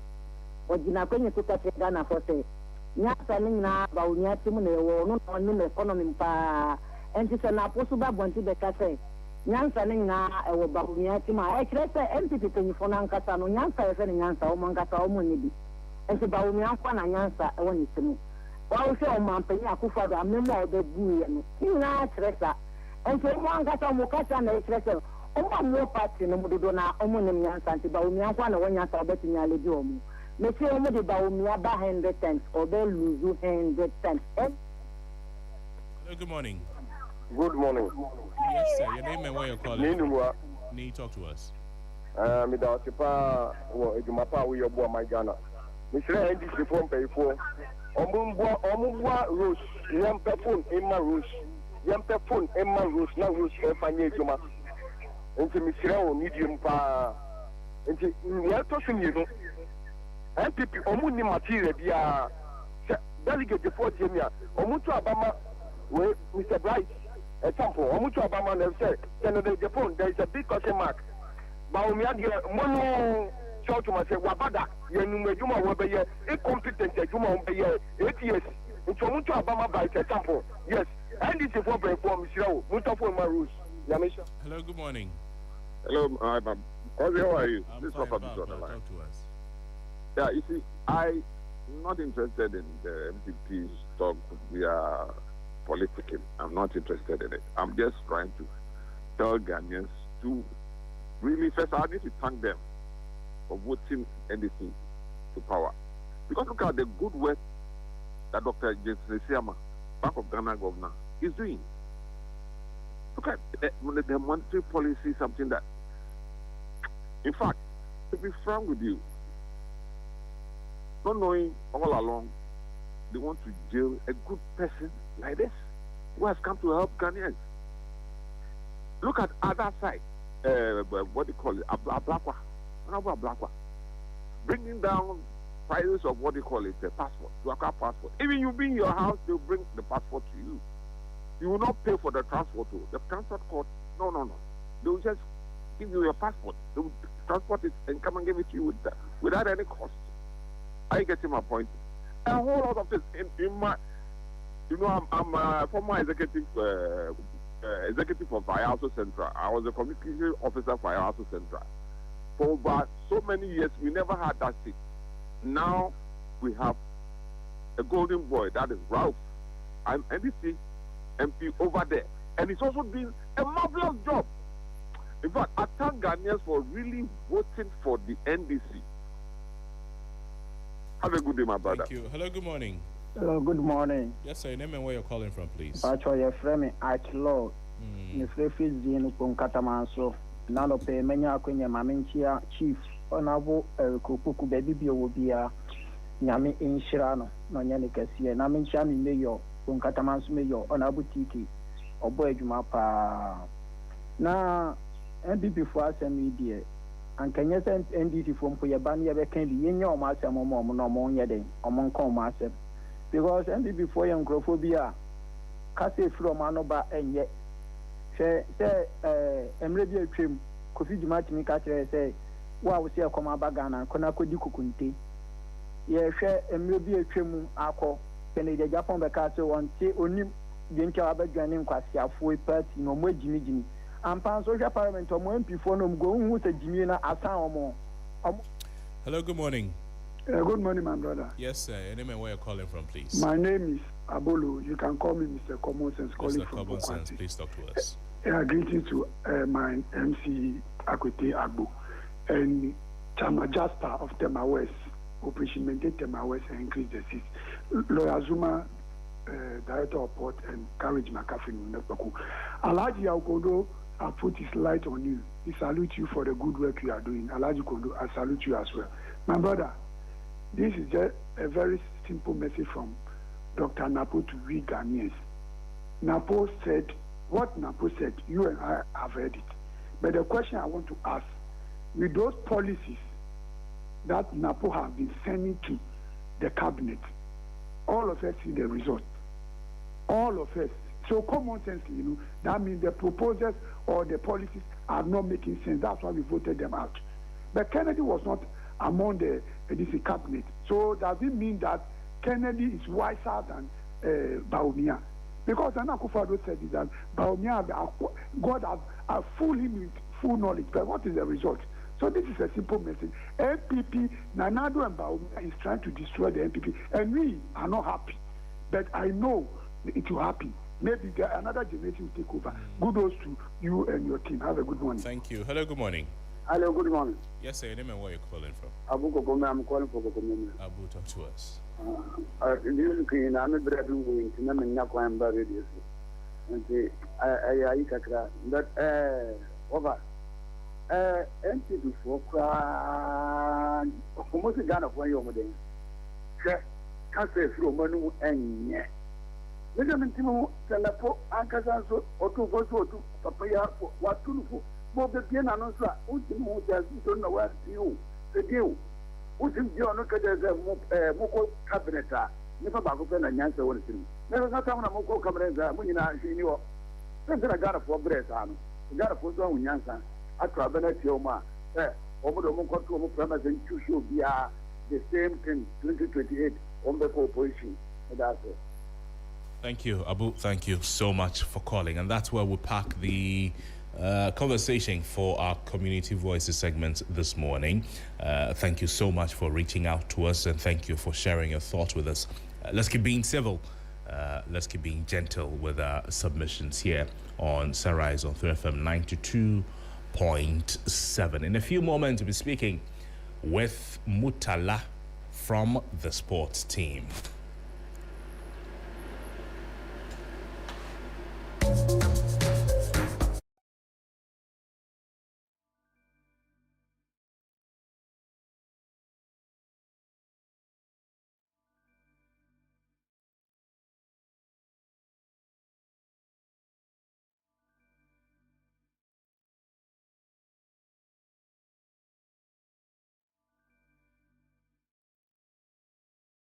Grace, I'm good. We're back here. Yeah, bending. How good do I? What do you have for us this morning? I mean, CAF, I don't know what happened, but they waited for all of us to sleep. Then they delivered a verdict on Senegal and Morocco. How that ensued during the finals of the AFCON. So now it's clear. I mean, both national teams have not received any particular ban, but they've received fines as well. Senegal is paying around $600,000. Morocco is paying around $300,000. But certain individuals have received bans. Match bans. Match bans. Okay. Senegal coach Pape Thiaw, for instance, received a 5-match ban. Ismail Assar, ADI, all receiving bans. Then Morocco, Hakimi. You remember the famous Tao incident where the goalkeeper thing. So Hakimi has received a 2-match ban. He's the African Player of the Year. He has received a 2-match ban for that Tao incident. And Saibari, another Moroccan player, has also received a 3-match ban. So CAF has left it there and cautioned both nations that they should be of good behavior. But the good thing for them is that the ban will not translate into the World Cup. It's only FIFA CAF competitions. Okay. So it's a CAF ban. So there's another AFCON next year, 2027, and during the qualifiers, it means they will miss. Yes, the players will miss these qualifiers. Well, I expected something tougher. Something tougher. I didn't want them to take the cup from them. No, but for Morocco, for instance, I was hoping like a longer. Maybe you're playing without your fans, or you're not even playing in your stadium at all. One thing we should be clear about is that now Morocco is one super. It's a superpower when it comes to even CAF. Yeah. CAF's headquarters is in Cairo, but they've set up another headquarters in Morocco, which they are operating from.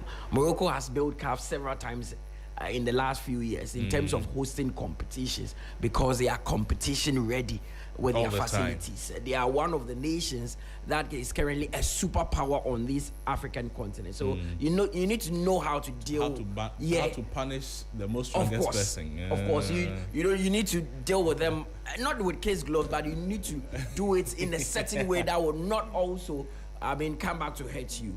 But I feel it's in order because. Fines. But for mainly Senegal, the coach, I expected more against him. I think 6 matches is enough. 6 matches? It means that if you are playing 6 matches in the AFCON qualifiers, he's missing all the 6 games. But these days, if your coach misses a game, it's not a problem.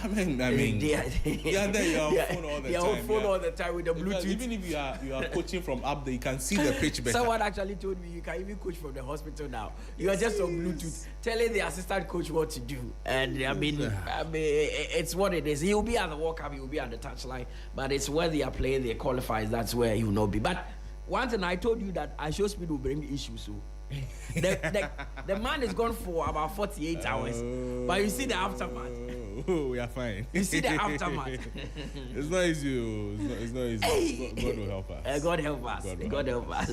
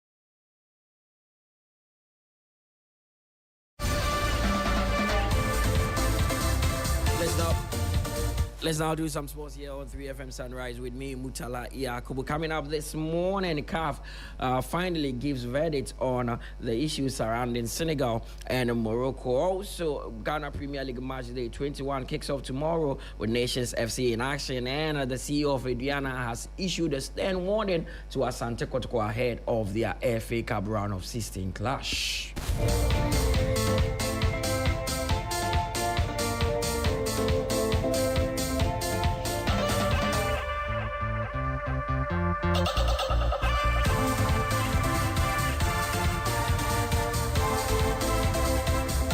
Let's now settle for the details and start off with some news from the continent, where CAF has imposed heavy sanctions on Senegal and Morocco following disciplinary incident during the AFCON 2025 final.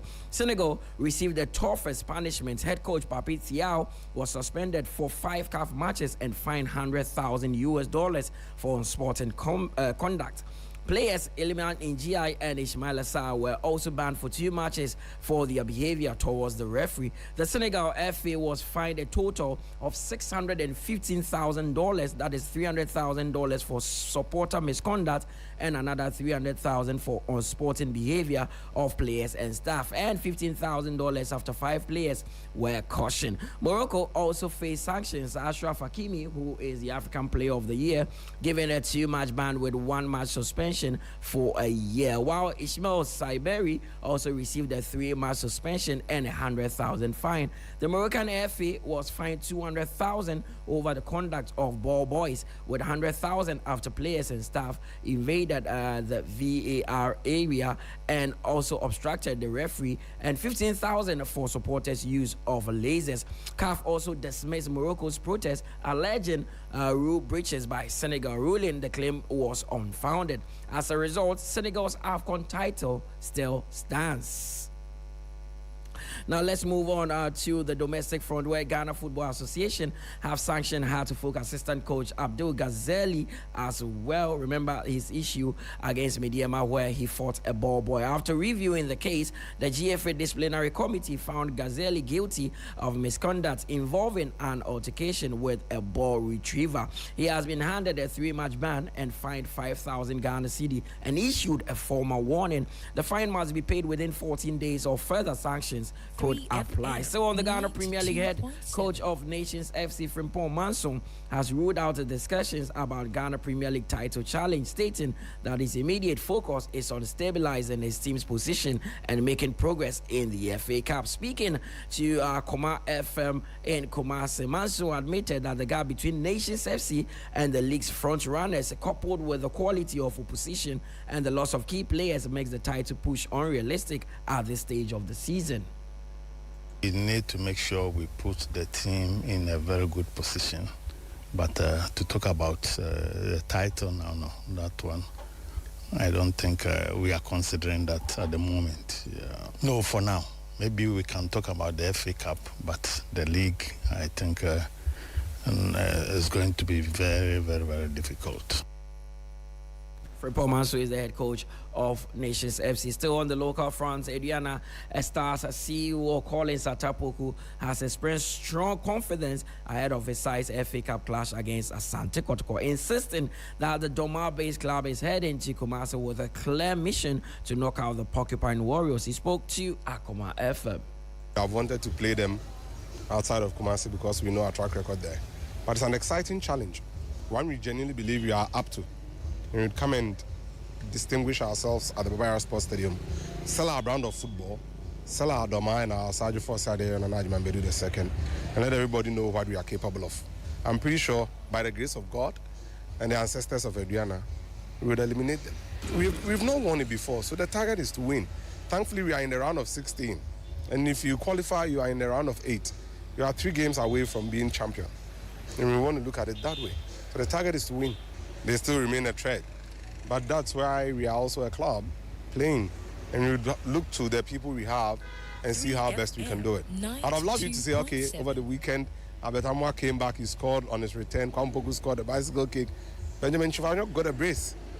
So we are trying to do something nice. And I'm pretty sure when the time is due, we'll get a right man to come and do the job in Kumasi for us. Collins Atapoku is the CEO of Adriana FC. Now let's move to Europe, where the final phase matches of the UEFA Champions League have concluded, wrapping up an intense round of action as teams battled for qualification and final positioning ahead of the knockout stage. Arsenal edged Kirat Almaty 3-2, while Liverpool produced the biggest win of the night, thrashing Karabakh by 6-0. Manchester City also beat Galatasaray 2-0, and Chelsea claimed a 3-2 victory away over Napoli. Barcelona impressed with a 4-1 win against Copenhagen as Bayern Munich defeated PSV Eindhoven 2-1. Inter Milan secured the 2-0 victory away to Borussia Dortmund, and Tottenham Hotspur beat Eintracht Frankfurt 2-0 in Germany. Elsewhere, Benfica stand Real Madrid 4-2, Bayer Leverkusen cruise past Villarreal 3-0, and Sporting CP edge Athletic Bilbao 3-2. Bodo Glimt shocked Atletico Madrid with a 2-1 win away, with Ajax also fell into a 2-1 home defeat to Olympiacos, while Club Brugge also beat Marseille by 3-0. Union Giloa narrowly defeating Atlanta by 1-0, and Paphos and an impressive 4-1 victory over Slavia Prague. Paris Saint-Germain were in action, and they shared the spoils with Newcastle as they drew 1-0 with Monaco, playing a goalless draw against Juventus. The loss in Portugal means Madrid, for the second time in a row, has failed to book a place in the automatic qualification and need 2 extra games to secure qualification into the round of 16. Jude Bellingham, Real Madrid's midfielder, believes the team and it's not doing the basics, and that is what is affecting them. To lose like this in this manner, running out of words for some of these games now. We'll have to obviously review it tomorrow and have a look at the goals we conceded and things like that. But not much to say right now. It's still a bit raw, so I'm not really sure what to think, but we'll have to look at it tomorrow. %, that's one of the factors for sure. You know, the duels, they won all of them, ran harder, pressed better, landed on second balls. The basic things that we don't do so well, to be honest. I mean, we have so much talent and people who can produce magic out of nowhere, but if you don't do the basic things, you're going to get punished. But look, what can you do? What can we do from now? Moan and complain, or we found ourselves in this position now outside the top 8, and we have to approach it with the same mentality as if we were playing the quarter-final. It doesn't matter to us now. We have to carry on. Jude Bellingham of Real Madrid there. Jose Mourinho, former coach of Real Madrid, now with Benfica, got a big win against his former club, and they have qualified to the next stage. Mourinho has spoken. We knew that he could do it. We knew that he could do it. We were losing in Porto a couple of weeks ago, and in the last minute he went there and he almost scored. So we know that the big guy is capable of this. The quality of the service, of course, is the most important thing. You have to put the ball there. But it's an amazing goal for the guy. When I make the changes, the last changes, Ivanovic and Antonio Silva, I was told is enough. So let's close the door. When I make the changes a few seconds later, they tell me we need one more goal. But I cannot make more changes. 92.7. So that was the lucky point to get a free kick that allows us to go there with the big guy. So that is Jose Mourinho there. Now 5 out of the 6 Premier League teams in this season's Champions League made it to the automatic qualification. Hansi Flick, who is the manager of Barcelona, says that he believes the Premier League is the best league in the world. Premier League is the best league in the world. I think there's a lot of money there, so they can buy a lot of players. You can see the market, what it brings every year in England. So it's about that. But at the end, I think everyone also who playing in the Champions League have a lot of quality. So we will see what happens. Now, that is Hansi Flick. Then before we go, former Manchester City player Raheem Sterling, who was with Chelsea, has left the club after 3.5 years with them. Sterling is now free to sign for any club as a free agent after mutually agreeing the terms of his exit. The 31-year-old has not played for Chelsea since May 2024, and even though he has remained one of the club's best paid players, earning around $325,000 a week. Sterling had 18 months left on his contract that could have cost Chelsea 25 million if he was to stay with them. Now let's finish off with some tennis in the Australian Open, where Novak Djokovic booked a place in the semi-final in dramatic circumstances after Italy's Lorenzo Musetti was forced to retire through injury while holding a lead in the quarterfinal. The unexpected turn of events handed Djokovic passage into the last four, keeping alive his pursuit of a record-breaking 25th Grand Slam title, even as the Serbian admitted that he was fortunate to progress in there. And that brings us to the end of the sports updates here on 3FM Sunrise. My name is Mutala Yakubu. There's more sports on all our socials at 3 Sports GH. Don't go nowhere. The show continues after this.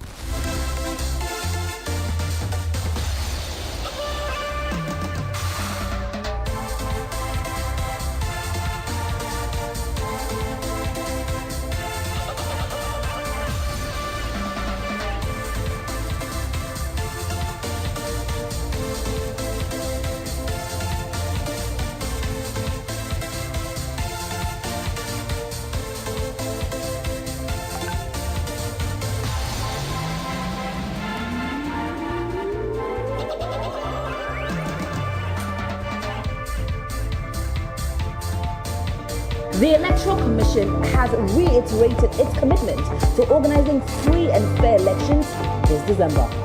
How's your week treating you? I'm here to serve you great music, tidbits for your at-work listening pleasure. Rastafari, Rastafari, Rastafari. Our Father, who art in Zion, Kanamawe, Kanamawe, Kanamawe. Otonodo! Come into the mountains. It's time to drive you home in style with great music, the 411 and all your favorite songs, what's happening around town, and so much more. And in the headlines today, the two leading political parties have been addressing the public on allegations of corruption. The Black Stars coach has unveiled his squad for the upcoming games, and there are some interesting names. Pull up! The weekend is here and it's time to turn up. Get your dancing shoes on, Lego. We really do have it all. It's a premium mix of information and entertainment every single day on 3FM 92.7, your urban lifestyle radio.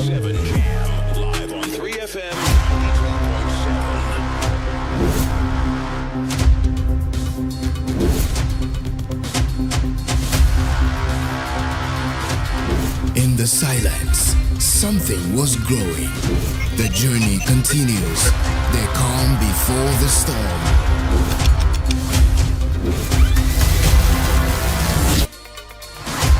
You can't mute a force that was born to speak. You can't bury rhythm. It rewrites itself. Louder. Every signal lost finds its way back to the source. This is not a comeback, it's a recalibration. This is the takeover. This is Trigmatic on 3FM Drive. Driving you home with good vibes, good conversations, and the freshest hits. Hop in, take a ride. Trigmatic on 3FM Drive. 3FM, your urban lifestyle radio.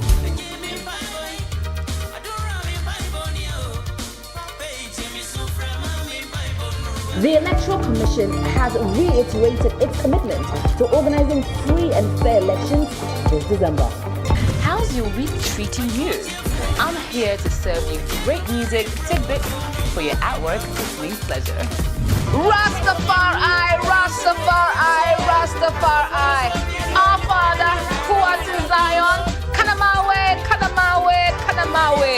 Otonodo! Come into the mountains, Zion, Grandpa. It's time to drive you home in style with great music, the 411 and all your favorite songs, what's happening around town, and so much more. And in the headlines today, the two leading political parties have been addressing the public on allegations of corruption. The Black Stars coach has unveiled his squad for the upcoming games, and there are some interesting names. Pull up! The weekend is here and it's time to turn up. Get your dancing shoes on, Lego. We really do have it all. It's a premium mix of information and entertainment every single day on 3FM 92.7, your urban lifestyle radio.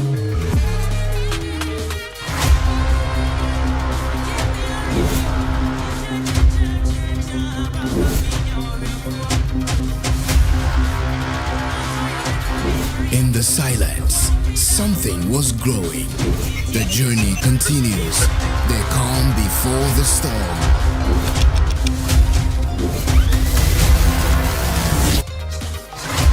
You can't mute a force that was born to speak. You can't bury rhythm. It rewrites itself. Louder. Every signal lost finds its way back to the source. This is not a comeback, it's a recalibration. This is the takeover. This is Trigmatic on 3FM Drive. Driving you home with good vibes, good conversations, and the freshest hits. Hop in, take a ride. Trigmatic on 3FM Drive. 3FM, your urban lifestyle radio.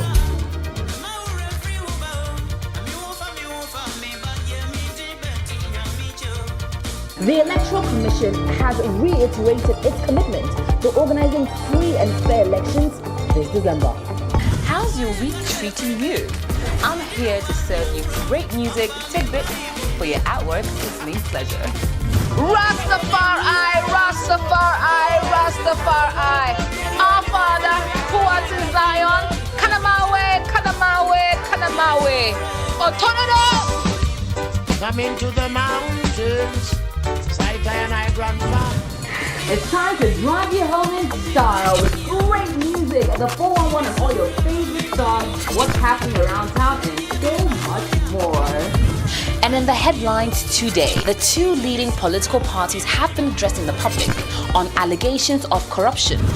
The Black Stars coach has unveiled his squad for the upcoming games, and there are some interesting names. Pull up! The weekend is here and it's time to turn up. Get your dancing shoes on, Lego. We really do have it all. It's a premium mix of information and entertainment every single day on 3FM 92.7, your urban lifestyle radio.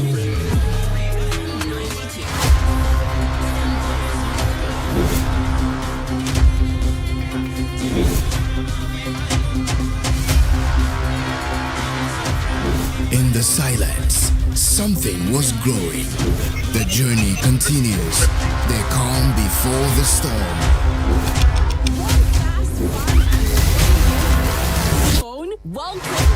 You can't mute a force that was born to speak. You can't bury rhythm. It rewrites itself. Louder. Every signal lost finds its way back to the source. This is not a comeback, it's a recalibration. This is the takeover. This is Trigmatic on 3FM Drive. Driving you home with good vibes, good conversations, and the freshest hits. Hop in, take a ride. Trigmatic on 3FM Drive. 3FM, your urban lifestyle radio. On the Caritas platform. Always remember, every ticket qualifies for a monthly jackpot, and you can win up to 50,000 cedis. Visit our The Electoral Commission has reiterated its commitment to organizing free and fair elections this December. How's your week treating you? I'm here to serve you great music, tidbits for your at-work listening pleasure. Rastafari, Rastafari, Rastafari. Our Father, who art in Zion, Kanamawe, Kanamawe, Kanamawe. Otonodo! Come into the mountains, Saitai and I grandpa. It's time to drive you home in style with great music, the 411 and all your favorite songs, what's happening around town, and so much more. And in the headlines today, the two leading political parties have been addressing the public on allegations of corruption. The Black Stars coach has unveiled his squad for the upcoming games, and there are some interesting names. Pull up! The weekend is here and it's time to turn up. Get your dancing shoes on, Lego. We really do have it all. It's a premium mix of information and entertainment every single day on 3FM 92.7, your urban lifestyle radio.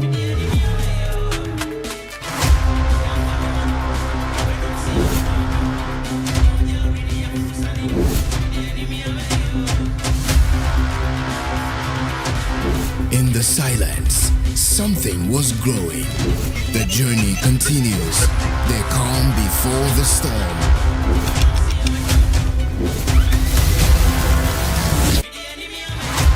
You can't mute a force that was born to speak. You can't bury rhythm. It rewrites itself. Louder.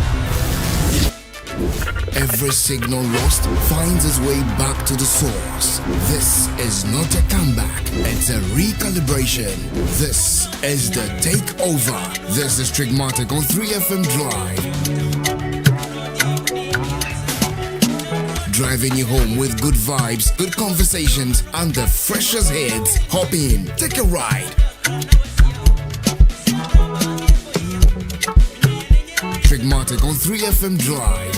3FM, your urban lifestyle radio.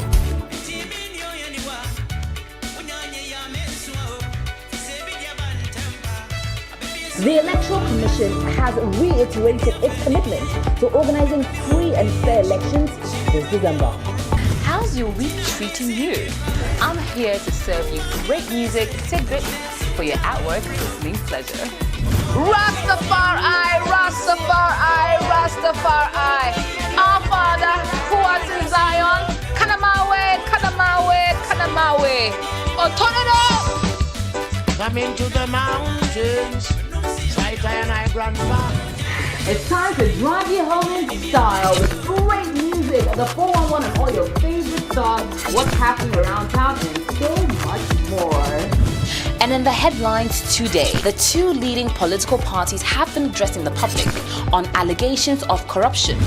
The Black Stars coach has unveiled his squad for the upcoming games, and there are some interesting names.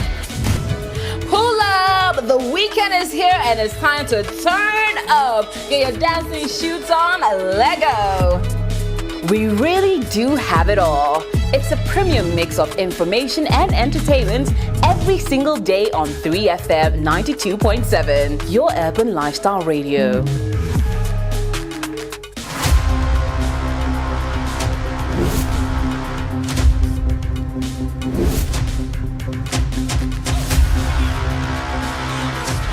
In the silence, something was growing. The journey continues. They calm before the storm.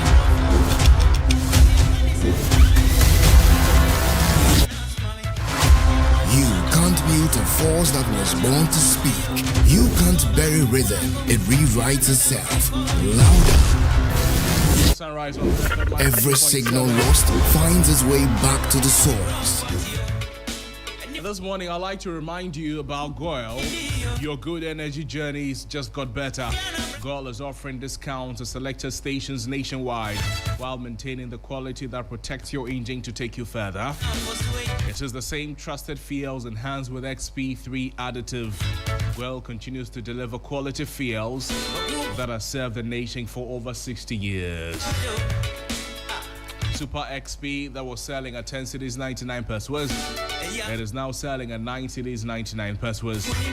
Diesel XP that was selling at 11 cedis 96 pence was is now selling at 11 cedis 21 pence was. Super XP 95 was selling at 13 cedis 97 pence was. That has remained unchanged. It is selling at 13 cedis 99 pence was. Yatetaso to Papa Preko. Well says good energy.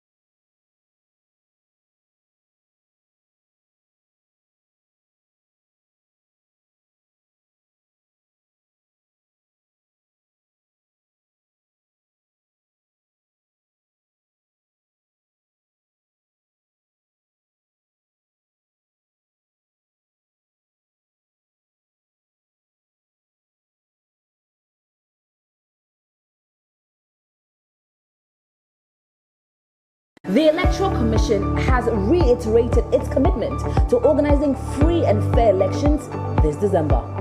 How's your week treating you? I'm here to serve you great music tidbits for your at-work listening pleasure. Rastafari, Rastafari, Rastafari. Our Father, who art in Zion, Kanamawe, Kanamawe, Kanamawe. Oh, turn it up! Come into the mountains, sight and I grandpa. It's time to drive you home in style with great music, the 411 and all your favorite songs, what's happening around town, and so much more. And in the headlines today, the two leading political parties have been addressing the public on allegations of corruption. The Black Stars coach has unveiled his squad for the upcoming games, and there are some interesting names. Pull up! The weekend is here and it's time to turn up. Get your dancing shoes on, Lego. We really do have it all. It's a premium mix of information and entertainment every single day on 3FM 92.7, your urban lifestyle radio.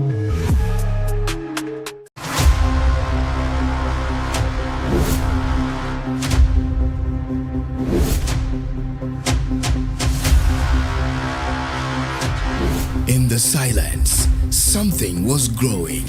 The journey continues. The calm before the storm.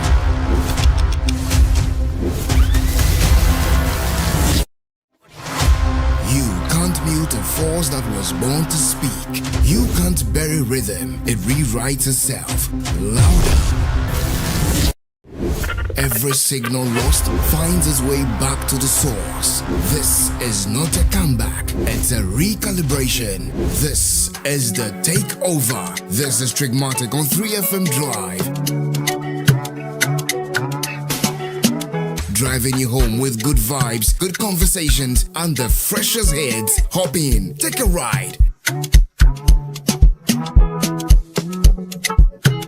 Trigmatic on 3FM Drive. 3FM, your urban lifestyle radio.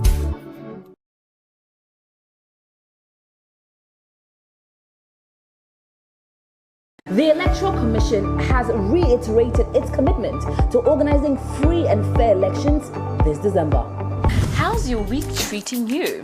I'm here to serve you great music tidbits for your at-work listening pleasure. Rastafari, Rastafari, Rastafari. Our Father, who art in Zion, Kanamawe, Kanamawe, Kanamawe. So unfortunately, what happened, I give glory to God. In my life, whatever happens, I think that is ordained to happen. So I'm not going to run away from what happened. But I know very well that people gave me the mandate. And by the grace of God, God is alive. My God is alive. Yes. He will obviously speak for me one day. And he has spoken to me for today. And I'm grateful. I'm going back to Parliament to continue to serve the people. Yes. Just like my youth organizer said, we are not serving MPP people in Bandai or NDC people in Bandai or CPP. I'm serving the people of Bandai. Sure. That's what I'm doing. And every single individual in Bandai, unless you are excessively partisan, you like Matthew's services. Sure. Yes. That's our choice. So obviously, I am happy, but the Bible says, touch not my anointed, and do my prophet no harm. Yes. So I am grateful to the Supreme Court for making that work come to pass today, because I am serving my people, and I'm anointed to lead them. So shall it be. And today is the day the Lord has made, and we shall rejoice in it. Amen. Indeed, but the NDC is saying that once the winning is out, it will be out in February 2nd. And you go back to they're saying that it's not the last 7 years of them. That is their choice. I cannot challenge that. But I strongly believe that whatever be the case, I will lead the people of Pandai. My supporters, the people of Pandai, they all know that we have fought a good fight. And we're happy. They didn't say they didn't rig the election. They say we're out of time. And we'll see. We're waiting for the ruling, and we'll take it from there. Thank you very much. Ladies and gentlemen of the press, the court has just given its decision in the Pandai matter. It's to the effect that the decision of the Tamale High Court, the Commercial Division, decided by Justice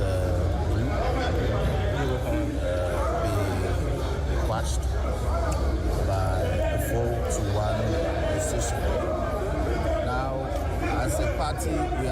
by this decision. And therefore, we will advise our candidate in the matter regarding the next step to take. But the court is a court of equity and of law. We should be interested in the Gazette notification published by the Assembly Press under the authority of the Electoral Commission that was brought to Parliament, for which people like me were sworn in. That cannot be a gazette that will be discounted by the court because it's a public document. The MPP cannot benefit from that gazette notification and come to court and say that is not the proper document. You see, the MPP, when the Tamale court gave the decision in our favor, they called the court the kangaroo court. Today, when they got the court decision in their favor, they are singing the praises of the court. But we are law-abiding. We want to urge our TV supporters, both here and in Mandai, to remain calm. This is not the end.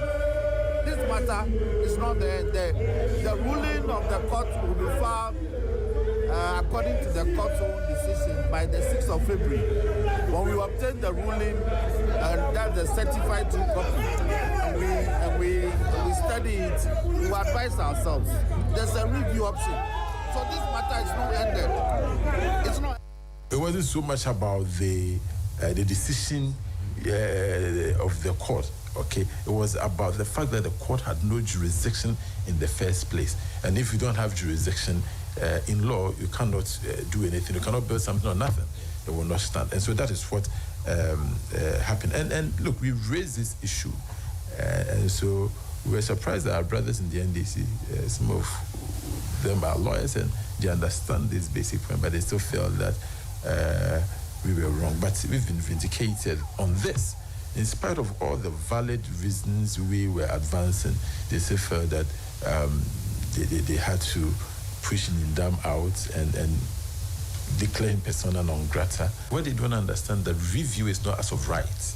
And so when you go for a review, you don't have to assume that the matter will even be taken up. You need to show some fundamental injustice which has been done to you. Okay, I shudder to think that they'll be able to cross that. What was that indecent haste for? And here we are. Imagine that the court, the Supreme Court, hadn't held the whole process. Would have had an election to elect somebody, spend money, and possibly people will be hurt in that process. And the Supreme Court will overturn the whole process. So there was no need for that rush to, declare the seat vacant. They were completely wrong. Protests, boycotts are all parliamentary tools we use in parliamentary processes. And so I don't think that we were wrong. We had to make the people of Ghana aware of the kind of things our brothers on the other side, were doing. I was part of the elections, 2024. Everything went on well. You see, there's something about Ghana. If you are on top, you think you are so knowledgeable that you cannot be compared to someone. I was part of the elections. You can imagine Rashid Tanko saying that there were some polling stations that was up to 1,000, which you did not even configure your figures to check even if there are thousands. Is that the margin that we are going to give? Nothing of that sort happened. Look, this constitutional rule matter, the Supreme Court has done this. But to come to the subject of the matter, the High Court, I was there as well. In fact, I don't know what the court read, because I also learned that every decision taken by a court has to be backed by logic. So I don't know what the judge actually used, but we are happy in all. Supreme Court has quashed everything. We are happy. 4-1. 4-1. It shows you that what happened in Tamale Court, there was some kind of fishy things there. Let me tell you, look into my face when the court started, I was there from day one. We appeared in the court 19 good times. 19 good times. They were not able to substantiate their case. Martin has been doing very good for Panda District. Me myself, I'm not from Panda here. I'm a foreigner, being based here for a very long time. And I've been seeing very good things Matthew has been doing for Panda District. So I'll vote and vote for anytime they choose Matthew each and every day. And the speaker ruling is good. It's not 419. It's good to us. So if somebody says that the speaker is 419, the police lie. It's not 419. It's good. For the, because our MP is doing what for Panda here. And we know the thing that he's doing. And we know the outing that he's doing for Panda. It's not NDC, it's not MPP. Thank you very much. I think that the Supreme Court has spoken emphatically that the decision of the Tamale High Court was made without jurisdiction. And so the court has quashed it and is hereby quashed. So Honorable Nyindam still remains the MP of the people of Pandai. So we call it still maintained. Thank you very much. Thank you. I mean, the majority in Parliament say that they would consider the option of a review. They say they disagree with the decision of the court. And for one decision, you can come for review. Review, they will add 2. Therefore, will not change their position. It will be 4-3 in the likely event. So I think they should just forget about it. I mean, there are those who say that, and in fact, they say in their press conference that you and the MEP have exhibited Who say? Roxanne Nelson, the report. He says when the High Court in Tamale gave that judgment, you were very sad about that, and you actually used language on the judge that he did not agree with. But now you've gotten a favorable judgment, and you are singing praises in the Supreme Court. You see, when you come to court, and a decision goes whether one way or the other, you take a legal route. What we did as a party, we took a legal route, and the court has said us. So that should be it. Thank you very much. Well, first of all, let me say thank you to Almighty God for what He's done.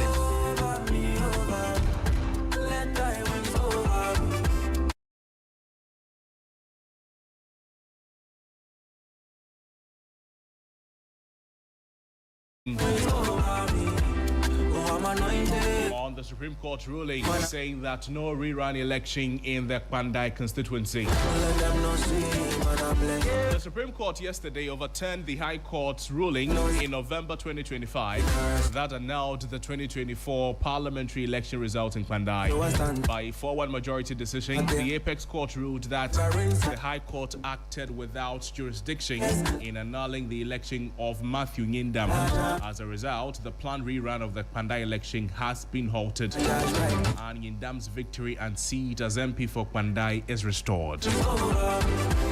Well, Matthew Nyindam welcomed the ruling, saying that it affirms the will of the Pandai voters. The National Democratic Congress has pushed back, indicating that that is not the end, and urging supporters to stay calm as they consider next steps. The minority in Parliament, meanwhile, they have described the Supreme Court ruling as a victory for the rule of law. Now, this is the background. In November 2025, the Tamale High Court annulled Matthew Nyindam's win and then ordered a fresh election after an NDC challenger, his name is Daniel Nsala, he petitioned citing irregularities. The court ruled on the ruling on the matter Everyone is crying out in favor of the NDC. Subsequently, notified the Electoral Commission. Electoral Commission notified the Parliament, and Parliament declared the Pandai seat vacant in December 2025. You remember that on that day there was huge chaos in Parliament again. So following the declaration of the vacancy, it triggered plans by the Electoral Commission to hold a rerun around December 30. The NPP, led by Matthew Nyindam, they quickly ran to the Supreme Court. And the Supreme Court previously stopped the rerun and then agreed to hear Nyindam's challenge of the High Court's jurisdiction. And now the ruling that the High Court did not have jurisdiction to annul the case in the first place. So Matthew Nyindam is still MP. The elections will not be rerun. Austin Bracco Powers is joining us on the phone. He's a lawyer. Austin, thank you for joining us. Good morning to you, sir. Good morning, my brother. I hope you can hear me. I can hear you loud and clear. Thank you for making time for us. The Supreme Court gave this ruling yesterday. But explain to us, the NDC has been arguing about the bit on technicality. They say that the NPP won the case at the Supreme Court on the basis of technicalities and not necessarily the crust of the matter. What are they talking about? All right. Let me say good morning to your listeners and those who are watching on YouTube. I think it is important to situate the conversation that the NPP parliamentary candidate, that is the embattled Matthew Nyindam, ran to the Supreme Court, as you well articulated, for a certiorari to quash the decision of the High Court in Tamale. Now, here is the basis. His argument is that when you look at the representation of the People's Law, particularly Section 18, it provides that anyone who wants to or who wishes to challenge the results of a parliamentary election must do so 21 days after the results have been gazetted. Now, before that, if you challenge the results before the result is gazetted, you won't make any headway because it has not matured yet. The law says 21 days after the results have been gazetted. Now, the effect of the gazette is that it gives you recognition and it gives you credibility. That's why sometimes if you wish to change your name, you have to go and get it gazetted. It is a legal force that tells the whole world that indeed you have been recognized or acknowledged as a democratically elected parliamentary candidate of a particular constituency.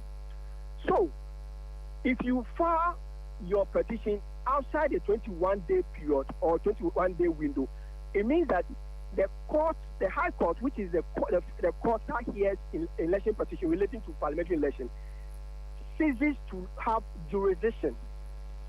Now, procedure is very important. You may have a genuine right, but if you don't exercise that right within the parameters of the law, the procedure, you will lose your right. It may be true that there may have been incidents of overvoting and other fraudulent activities, but if you fail to take opportunity of the window, the 21-day window, it means that even though you may have a genuine case, you have lost it. So Martin Nyindam went to court saying that the NDC parliamentary candidate failed to file his petition within the 21 window, and that he filed it some 11 days after the window had closed. It means that the 11 days plus the 21 makes 32 days. It means that he waited until after 32 days before he filed his petition. Now, it is important to situate. I've heard some NDC communicators and government officials say that the Supreme Court should have looked at the substance of the matter. In fact, if they are well-minded and if they are well of the jurisprudence of the Supreme Court, when it comes to certiorari or even the jurisprudence of the High Court, because there are only two courts in this country that exercise supervisory jurisdiction, the High Court and the Supreme Court. The Court of Appeal has no supervisory jurisdiction. So if they are well-minded of the jurisprudence governing or governing certiorari from both the High Court to the Supreme Court, they will know that the certiorari, during the certiorari application, they are not interested in the substance of the matter, whether you are right or not. They are not. They want to see what the law says you should have done, you did it, and what the law says you should have applied within a particular period. You really apply within a particular period. So the Supreme Court need not have bothered itself to go into the substance of the matter. They need not waste time on that. Was the petition filed on time? The Supreme Court says no, and that it was filed some 11 days after the 21-day period. So it means that the NDC parliamentary candidate has lost his right, even though he may have a genuine case. I have not yet seen the evidence they claim they are basing their hopes on. But I have not seen them. But I think that if he has a genuine case, he has lost the chance to challenge it. So the Supreme Court is saying that because of you failing to abide by the time period, you have lost your right, and the High Court has no jurisdiction. Because if you do not come, because the law is clear, when you look at Section 18, it says 21 days after the gazetting of the results. And in fact, when you look at 18.3, it was clear. It says this period shall not be extended. In fact, it makes it clear. When in law, when we say shall, it is mandatory. It says this period shall not be extended. It means that the 21-day period, no court in this country and no executive power can be used to extend that period. So he lost the right, and the Supreme Court decided. Now, there are two consequences flowing out of the Supreme Court's decision. The first is that Austin, we'll get to the consequences later, but help us understand this, that some of the reasons or the arguments some other people are working with is that there were two gazetted results from different dates. What should inform which one is the one you should go for? The NDC was working or proceeding on the assumption of one of the dates, one of their gazetted results, and then the MPP was also proceeding with one of the gazetted results. What's the dynamics of that? No, the thing is that it is an issue they will have to deal with the Electoral Commission, because the thing is the Electoral Commission first, the Electoral Commission first published the results, but it was incomplete. Then later they published a final one, I think some other day period. But the thing is that on what basis was Nyindam sworn into Parliament, or sworn in as a member of Parliament? It was on the first Gazette. If he was sworn in on the first Gazette, then clearly the court will have to look at the first Gazette. If he was sworn in on the basis of the second Gazette, then the second Gazette, and I know the NDC is basing its position on the second Gazette, that because of when you look at the timing, they have enough time, or they filed the petition within time. Exactly. And I know the MPP too is looking at the previous Gazette, which was the basis upon which Martin Nyindam was sworn in as a member of Parliament. I think the Supreme Court made the right decision, because these are administrative matters. You have to look at whether or not the first Gazette in any way, or let me say, whether or not the second Gazette derogates from the first Gazette, or in any way invalidates the first Gazette. If it does, then the first Gazette loses its validity. But if it does not, and it only enforces or it only complements the first Gazette, then the first Gazette has relevance. So I think the argument the NDC was advancing before the Supreme Court, in fact, it was unpersuasive. If he had been persuasive, looking at the margin, 4-1, I'm not sure if the argument had been persuasive, they would have had somewhere 4-2, or let me say 3-2. They would have had 3-2, which would have given them an opportunity that when they go for a review of the decision of the Supreme Court, they are likely to succeed. But 4-1 is too heavy and too straight a win that if you go for a review, it doesn't look good for them.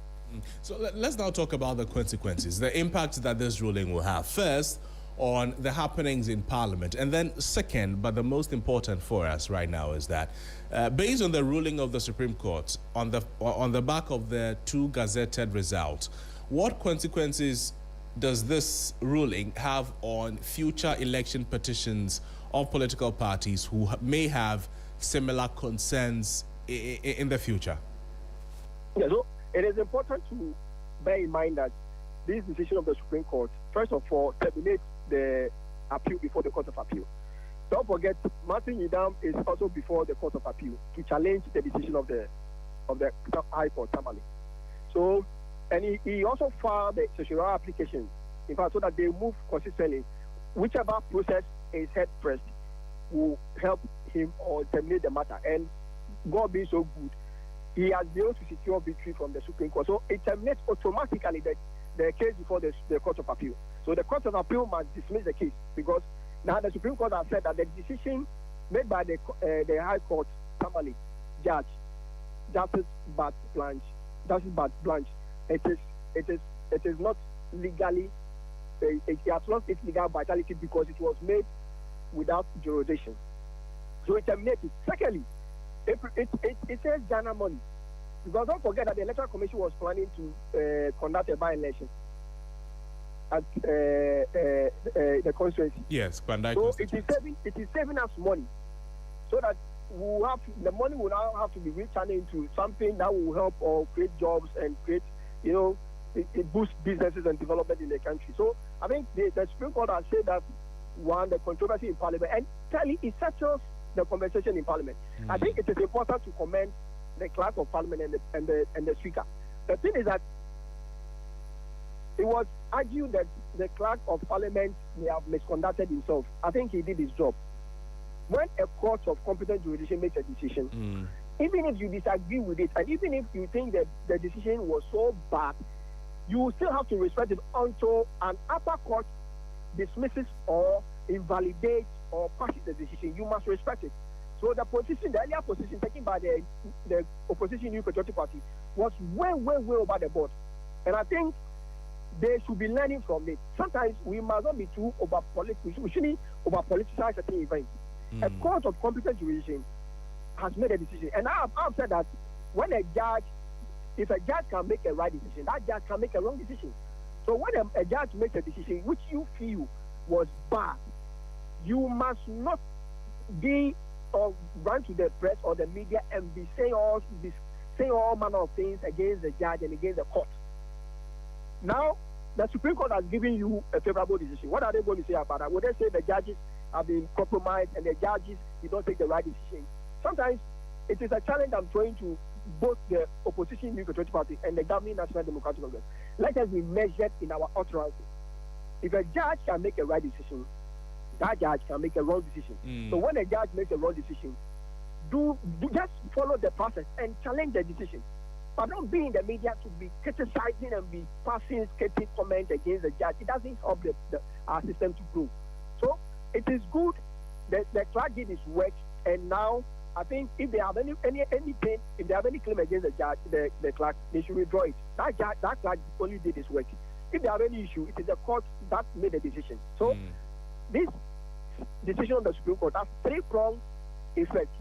Which I told you, it terminates the case before the Court of Appeal.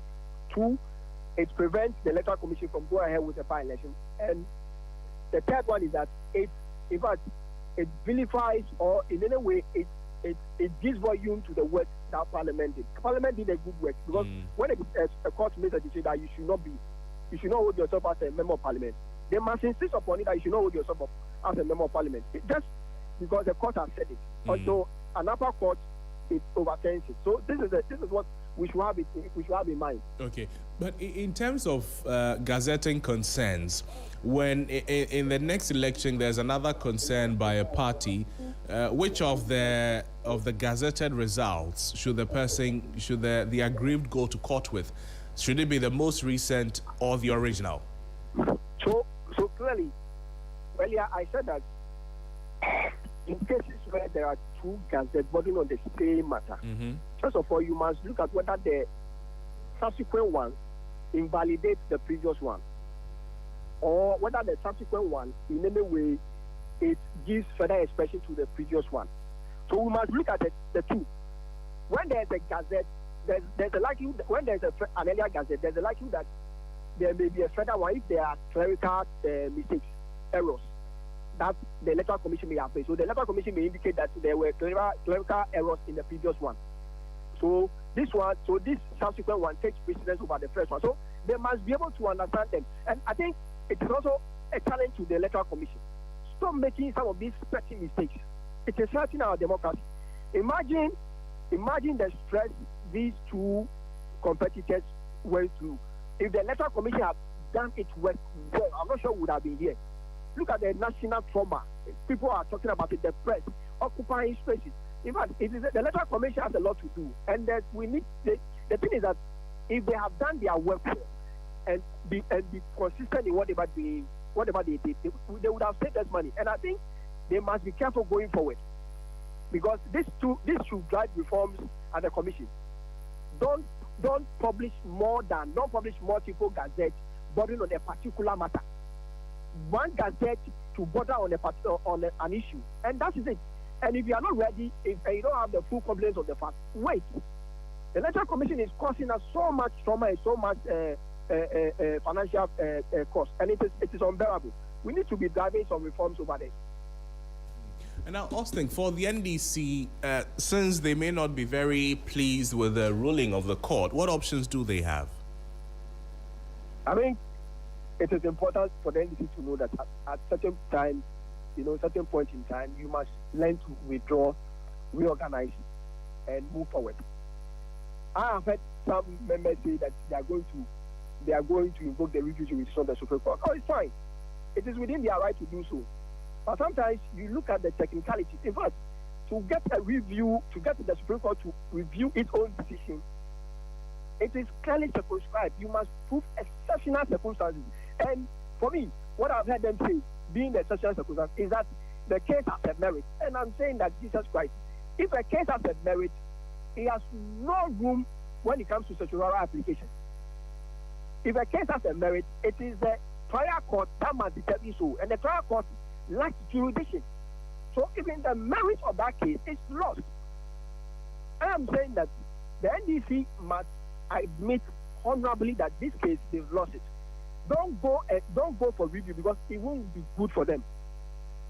Because what exceptional circumstances are they going to show, exhibit to the Supreme Court? In fact, the Supreme Court panel, which will be more than the 5 that they had, that there's a exceptional circumstance which the 5, which the original panel did not take into consideration, or which was not in their contemplation at the time they filed they challenged the certiorari application. It doesn't look good for them. They should let the seat go. They should let Martin Udam serve his people and organize for 2028. This thing, I'm telling you, 4-1, it's not easy to convert 4-1 into 3-2. It's not easy.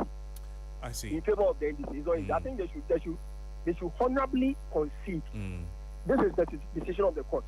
And I've said that it is their right to exercise, but sometimes when you look at the technicalities and whether or not you meet the threshold of reviewed, the threshold that has been set for the Supreme Court to review the decision. If you don't meet it, don't go. Other than that, you are wasting everybody's time. Let's progress as a nation. We have a lot to do. We have a nation to govern, and we have a nation to determine. So I think they should let this one go. They have the super majority in Parliament. Concentrate on passing the relevant act and concentrate on the 24-hour economy they promised, and there's a 133 issue. Let's see evidence of that policy, so that stop some of these needless partisan politics. Austin, thank you so much for your time with us. Thank you.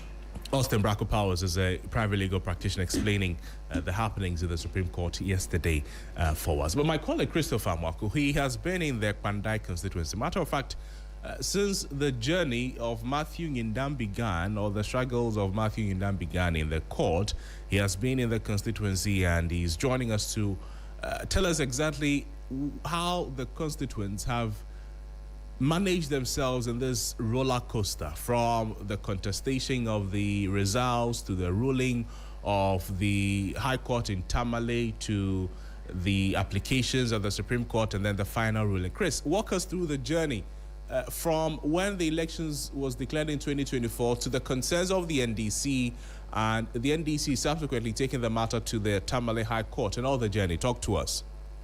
Yes, so Crosby, I must say that after the 2024 parliamentary election in Pandai, one of the reasons why the NDC candidate, Daniel Nsalawapal, who lost that election, took the matter to court was because the coalition of some of the polling stations, according to him, were done at his blind side, because he says that the designated polling station that they were all supposed to go, coalition center that they were all supposed to go and have the election results that were coming from the various polling stations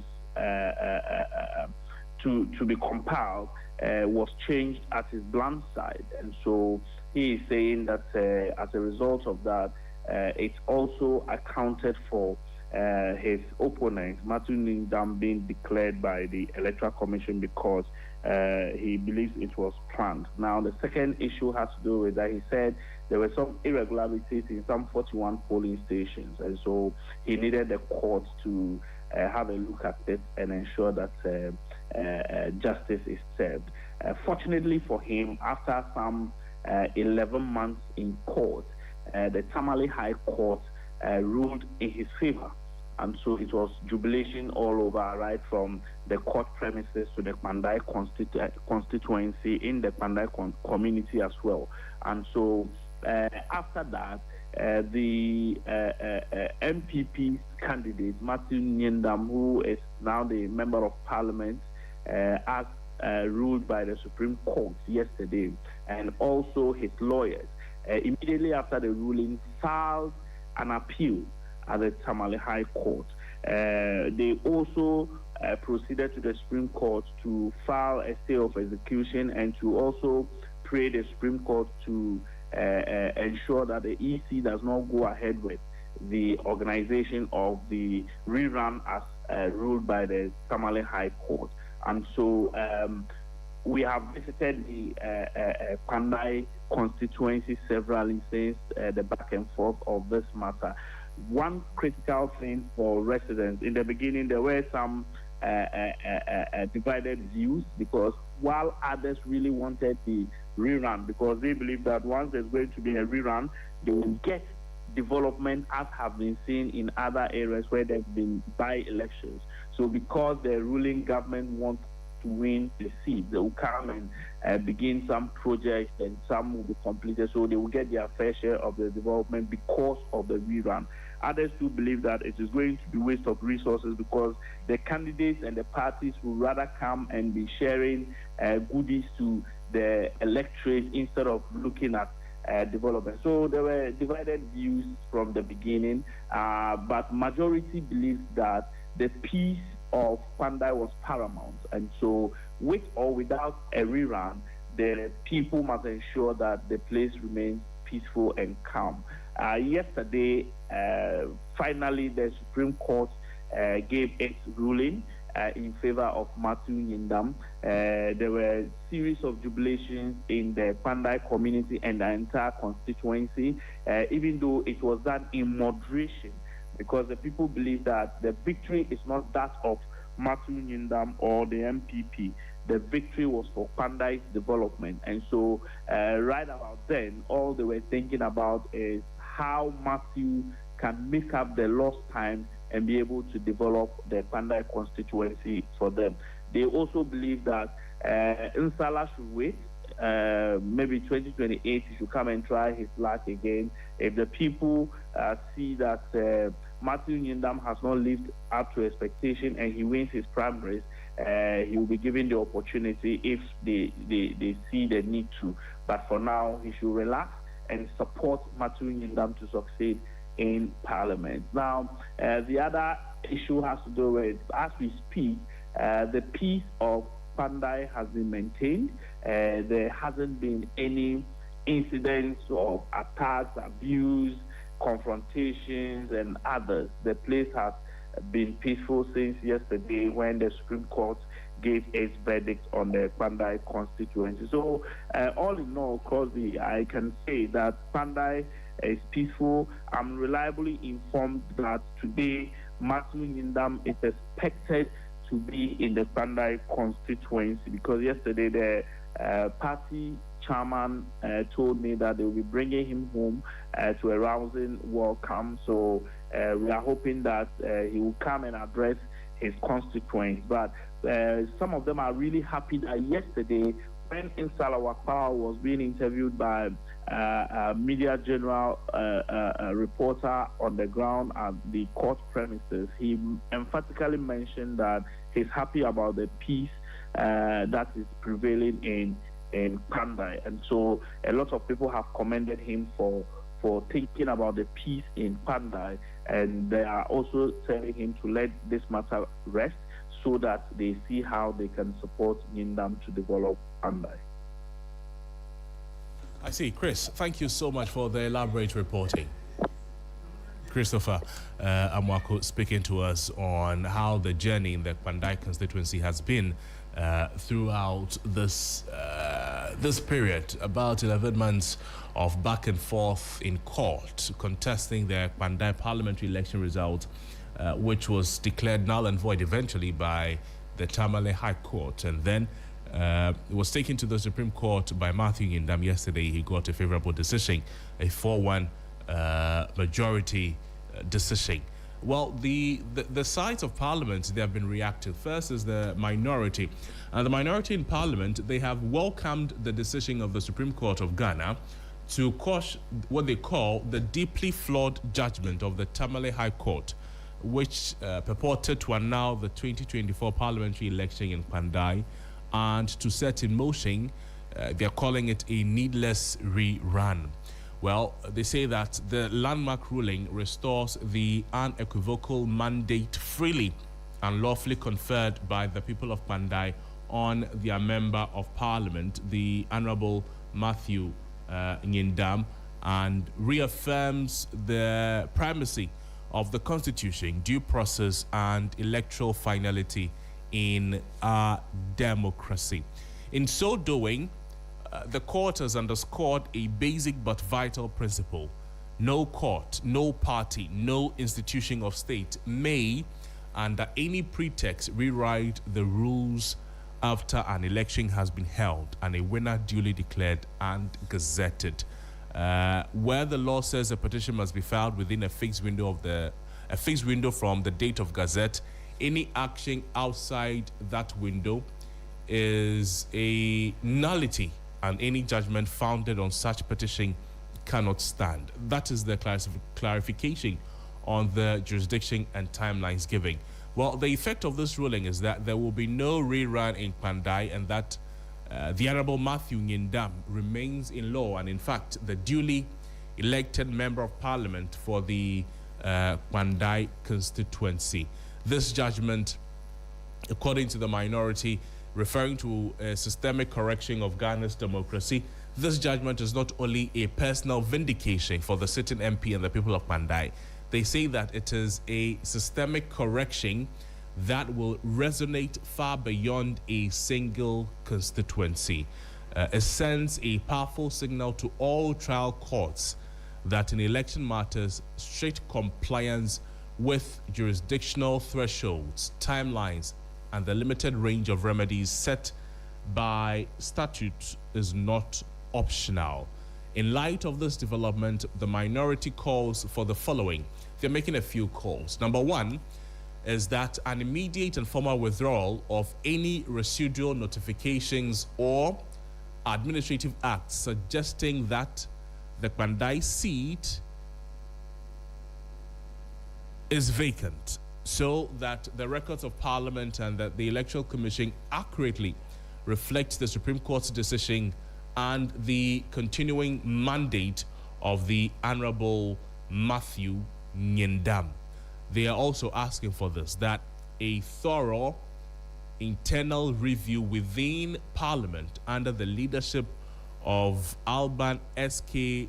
Bagwin to ensure that in future no notification of vacancy is issued whilst appeals and applications for stay are pending, unless a final court expressly directs otherwise. You remember this this ruling, this call by the minority? I think we should note it because, of course, in subsequent happenings in Parliament, it may come up that the Speaker of Parliament, the earlier one, that the Speaker of Parliament should ensure that in future no notification of vacancy is issued while appeals and applications for stay are pending, unless a final court expressly directs otherwise. That is the second call to action they want. Also, a recommitment by all sides of the House to the long-standing parliamentary practice illustrated by the Abodakwi, Sakande, Nyimakan, and Kwesing experiences of respecting the hierarchy of courts and awaiting final judicial determination before taking steps that permanently will affect representation and the composition of the House in Parliament. They are also taking note of the statement by the National Democratic Congress indicating its disagreement with aspects of the decision and its contemplation of a possible review. The minority affirms that in a constitutional democracy, even strong disagreement with a judgment must be expressed through lawful avenues. Reasoned critique, academic debate, and where available, the structured review procedures of the Supreme Court itself. We must never recur. What must never recur, they say, that is the attempt to weaponize an unfinalized judgment still under challenge to alter the composition of Parliament and to send an entire constituency back to the polls prematurely. We extend our collective appreciation to the bench, and they're talking about the Supreme Court justices, although the full judgment is yet to be released by the court. Now, we understand that the full judgment will be released by the 6th day in February. Now, the summary reads today, according to the minority, serves as an indication that the certified judgment will provide a crucial clarification of the law on jurisdiction and timelines in election petitions and reinforce the constitutional balance, okay, between judicial scrutiny and respect for the people's vote. This is the minority's response or their reaction to what happened in court yesterday.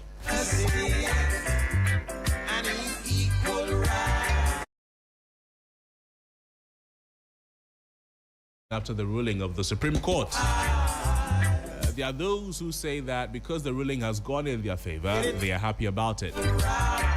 If the ruling had not gone in their favor, what would have been their shout or their cry? I mean, you never know. We can only assume. Well, this is still Sunrise on 3FM 92.7. We're live also on all our social media platforms at Facebook at 3FM 927. We can get interactive there. What you make of the ruling from the Supreme Court and the journey so far of Matthew Nyindam in Parliament, but as it stands, he is the duly elected Member of Parliament for the Pandai constituency.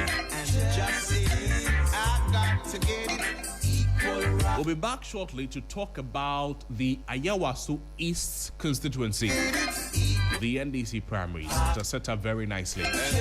In a moment, we'll talk about it. 3FM Sunrise.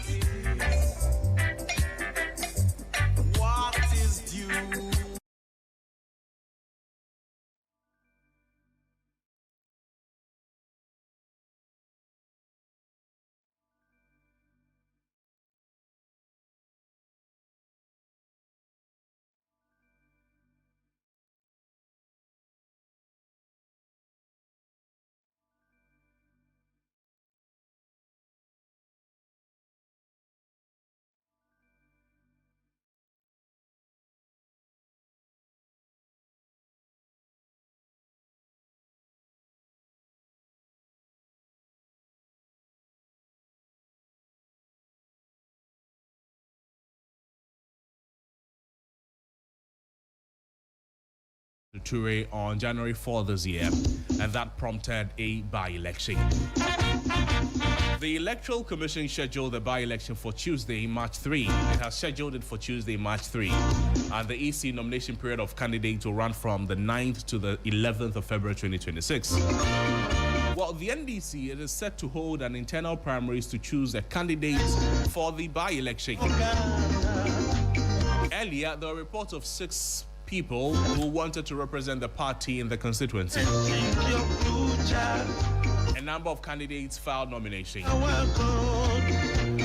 Haji Amina Adam is one of them. He's the widow of the late MP. Mohammed Baba Jamal is Ghana's High Commissioner to Nigeria. Mohammed Rami is the NDC constituency chairman. There's also Yakubu Azindo. He has contested the seat before. And then Najib Mohammed Sani. Initially, 6 people picked forms, but one contender, Abdul Salam Daru, he withdrew from the contest and then endorsed Haji Amina Adam to strengthen unity behind her bid. The NDC's vetting of the aspirant, it took place yesterday, January 28th, and then all 5 were cleared to contest.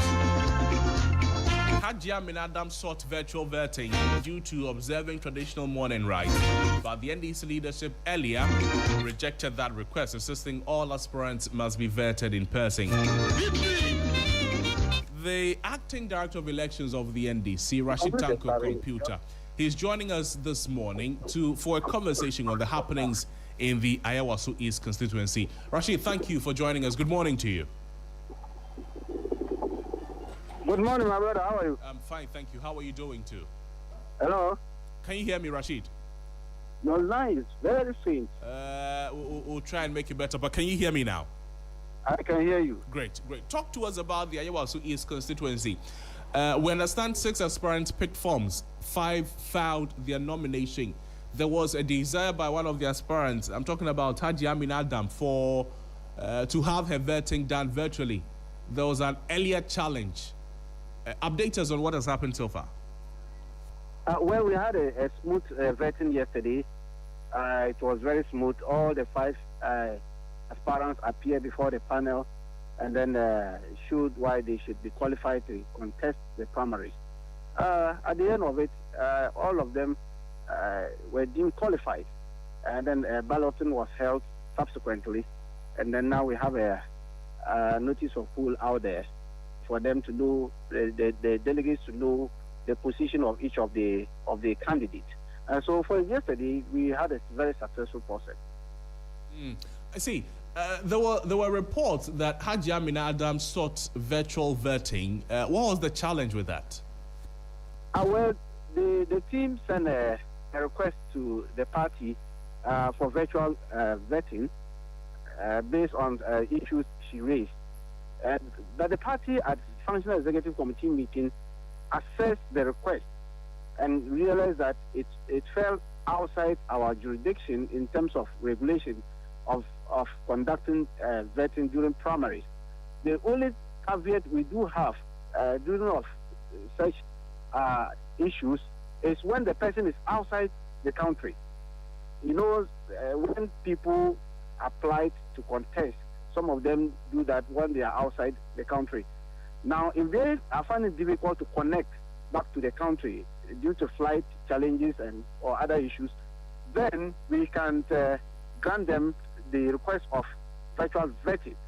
Such people will do give them such amnesty. But if it's within the country, the party will not. We've never done it, and we don't want to set any precedent. So that is why it was turned down. So what eventually happened? Did she come? Was she physically present there? Oh, yes. She came. She was there present. I mean, she sat through the process, and it was very lovely. I see. And based on the concern that the team raised to have the vetting organized virtually and the position of the party, will the party in the coming years want to review that clause or that insect in its constitution, in its remnant, to allow for virtual vetting? For now, we don't have that on the table. We don't have that on the table. We have the party constitution has served us well. We did the last amendment was done at the Trade Fair Center, and then since then we've not amended the constitution because it has served us well, and we are still working on it. If party leadership, especially the delegates to National Executive Committee, deems it fit to amend a portion of the constitution, we'll carry it through. But for now, it's not on the table. During the vetting of the aspirants, what were the executives looking out for in them? Of course, we're trying to assess their membership with the party, whether they are in good standing. Of course, you have paid your dues as a party member, and then being active in the party over the period. And then these were the things we're looking at, and to be sure that you don't have any criminal conduct that would affect the party in an event we pick you as our candidate. And of course, we're also mindful of the current issue that affected our former issue of where we had this dual citizenship matter. So we were assessing them to be sure that nobody has that dual citizenship. Just like the situation with Jachi Kwesi. Yeah, Jachi Kwesi, okay. That one. Yeah. But based on the things you've spoken to us about, as in what you were looking for when you were vetting them, couldn't the party have allowed or accepted to do these things virtually? They are not things one need to be present there to assess, are they? Ooh. So I'm asking that based on what you look for when you're vetting, can the vetting then be organized virtually for the applicants who would want it? Because these, you don't necessarily have to... I just gave you the premises on which we can do virtual vetting. And this one, there was none like that.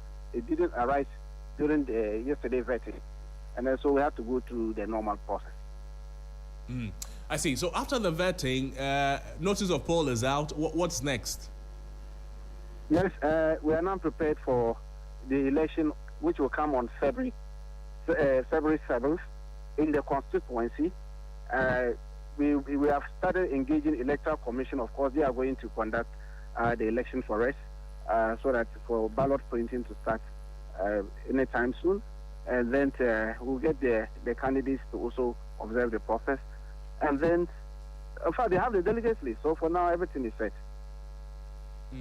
This will be a keenly contested polls because the primaries in the Ayawaso East constituency is the most important for the NDC. It is almost very automatic that whoever emerges from the polls, from the primaries, will win the seat because it has for a very long time been an NDC seat. How will the party monitor the campaigning of the aspirants so that it is clean and it is not, a lot of physical attacks and improper? Very well, I can assure you, the people of Ayawaso is that's Nima. They are decent people. They are people we love too much. They've kept faith with the NDC, and I can assure you, this process is going to be a smooth one. We don't expect to have any difficulties whatsoever. Leadership has met the executive. We asked them not to participate in the campaigning of any of the candidates in the constituency. And so the constituency executive, in fact, the chairman is contesting, so he has stepped down. So the vice chairman is now acting. And then so we don't expect any of the executive to align with any of the candidates. And I can assure you they've started nicely and it's going to continue this way till the 7th February. The chairman of the constituency is contesting the election, so he has stepped down. Yes, he has resigned. Okay. Maybe I should ask you this since you mentioned it. If the chairman has stepped down as chairman, Baba Jamal is still Ghana's High Commissioner to Nigeria. He is on leave. What's the difference? Well, Baba Jamal was not appointed by the party. True. I mean, that's a different matter. The issue of Baba Jamal can only be handled by the government, led by His Excellency John Dramani Mahama. The party has its regulation and constitution, and that one doesn't affect that. So it's not an issue for the party. Rashid, thank you. Wish you all the best. Thank you so much. I'm grateful. Rashid Tanko Computer is Acting Director of Elections of the NDC.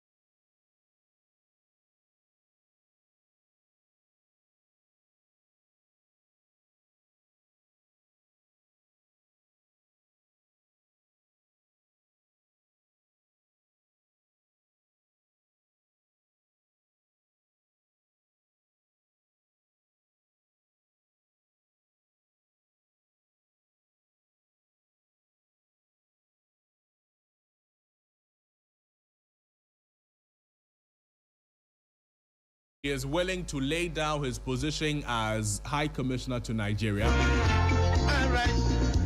President John Dramani Mahama will take steps to replace him. But at the moment, he has handed over to his deputy in Nigeria, who is working on his behalf or who is overseeing affairs. So Ghanaians in Nigeria, you are fine. He has left you in very capable hands. You are fine.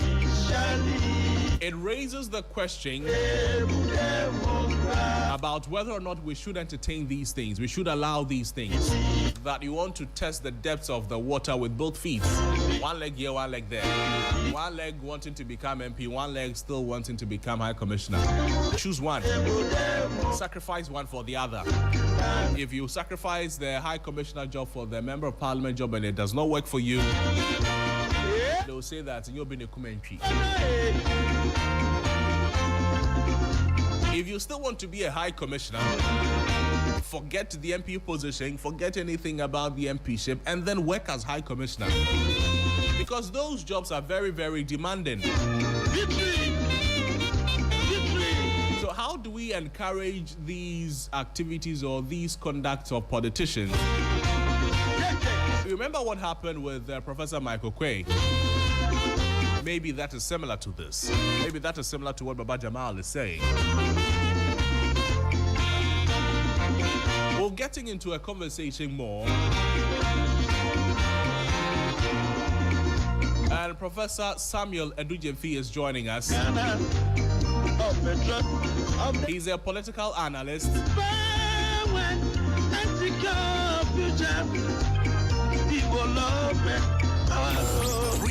Prof, thank you for joining us. Good morning to you. Good morning, my brother. I don't know whether you've been paying attention to the Ayawasi East constituency primaries of the NDC and the dynamics there.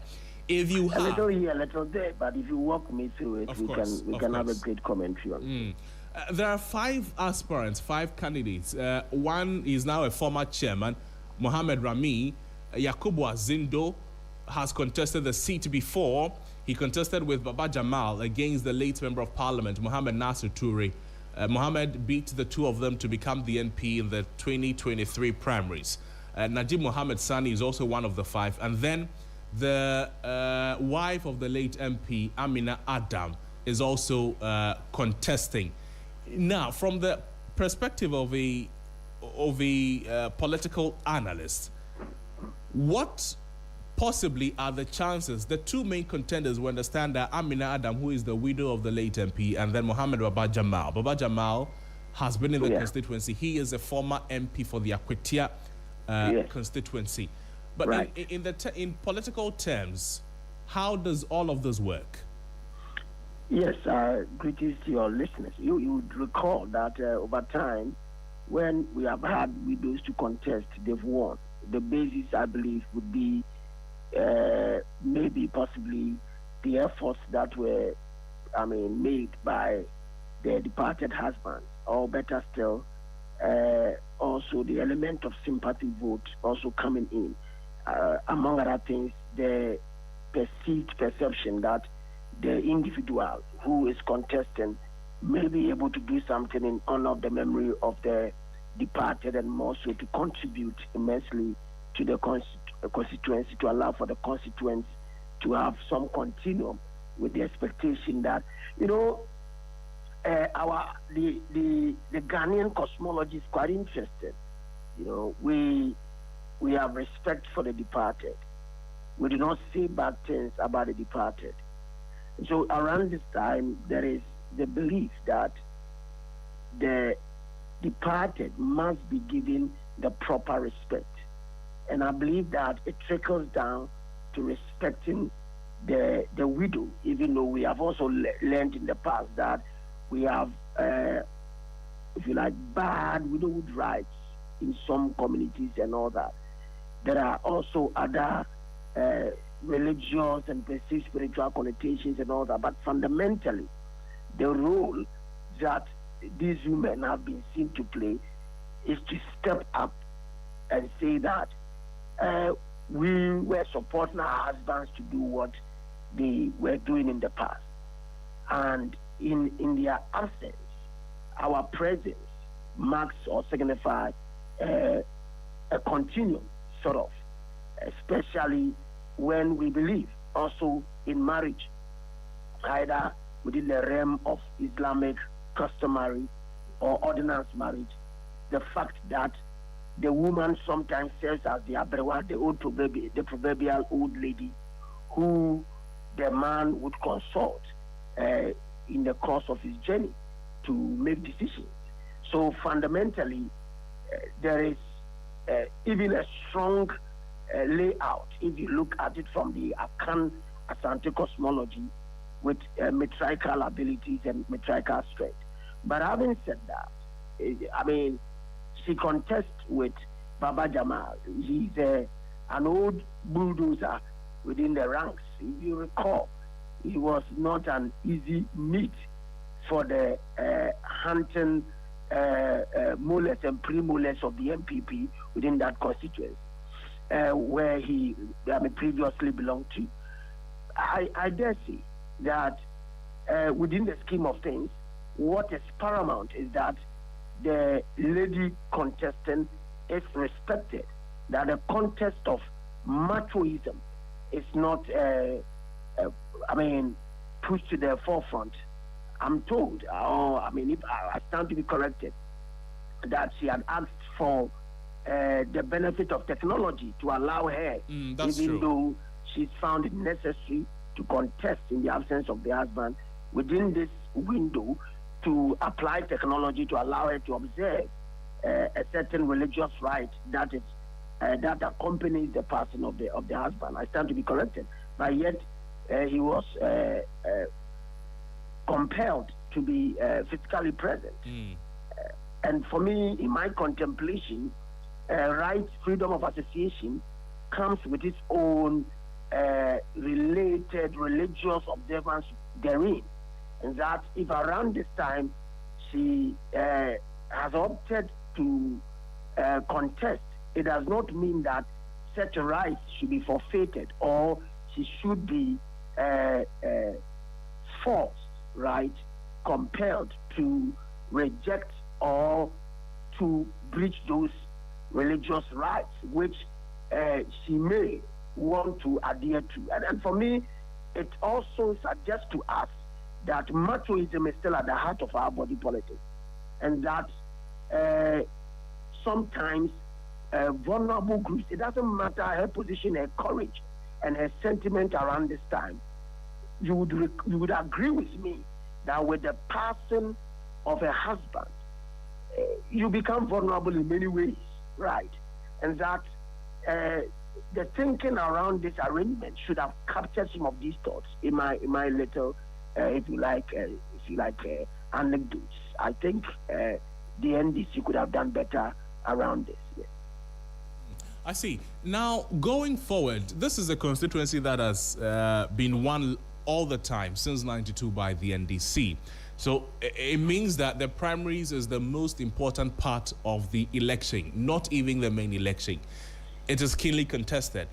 The widow is there. 2 former contenders are also there. The constituency chairman is also there.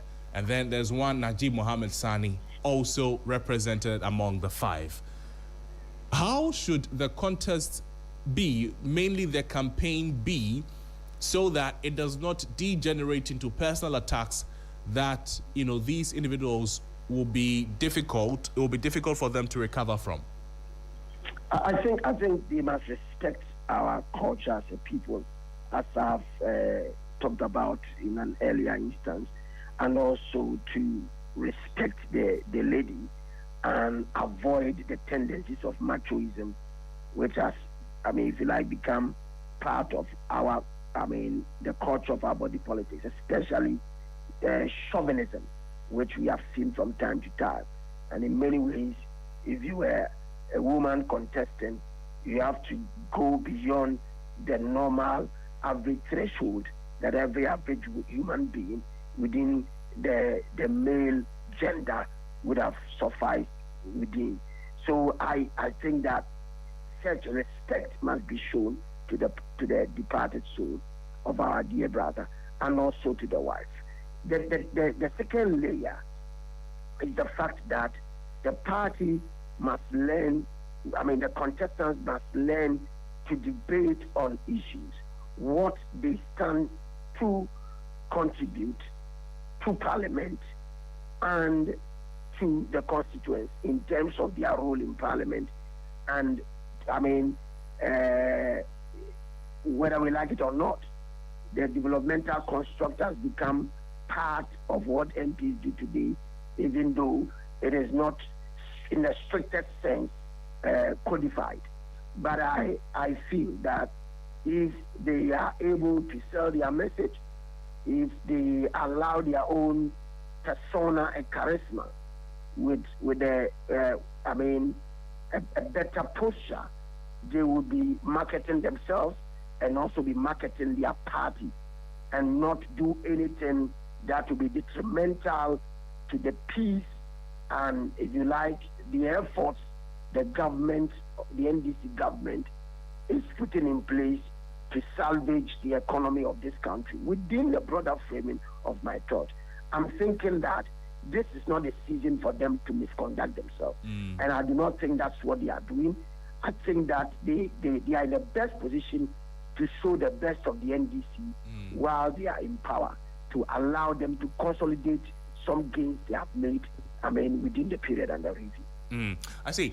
Prof, before you take leave of us, I'd like to pick your thoughts on this. Mohammed Baba Jamal, he's still serving as Ghana's High Commissioner to Nigeria, who is currently on leave, and then campaigning to become the parliamentary candidate for the NDC. There are those who say that this can go against it because some of the... Are you saying he's been appointed? Yes, he is the High Commissioner. Oh, okay, yes. So why would that go against him? Maybe he's willing to leave that position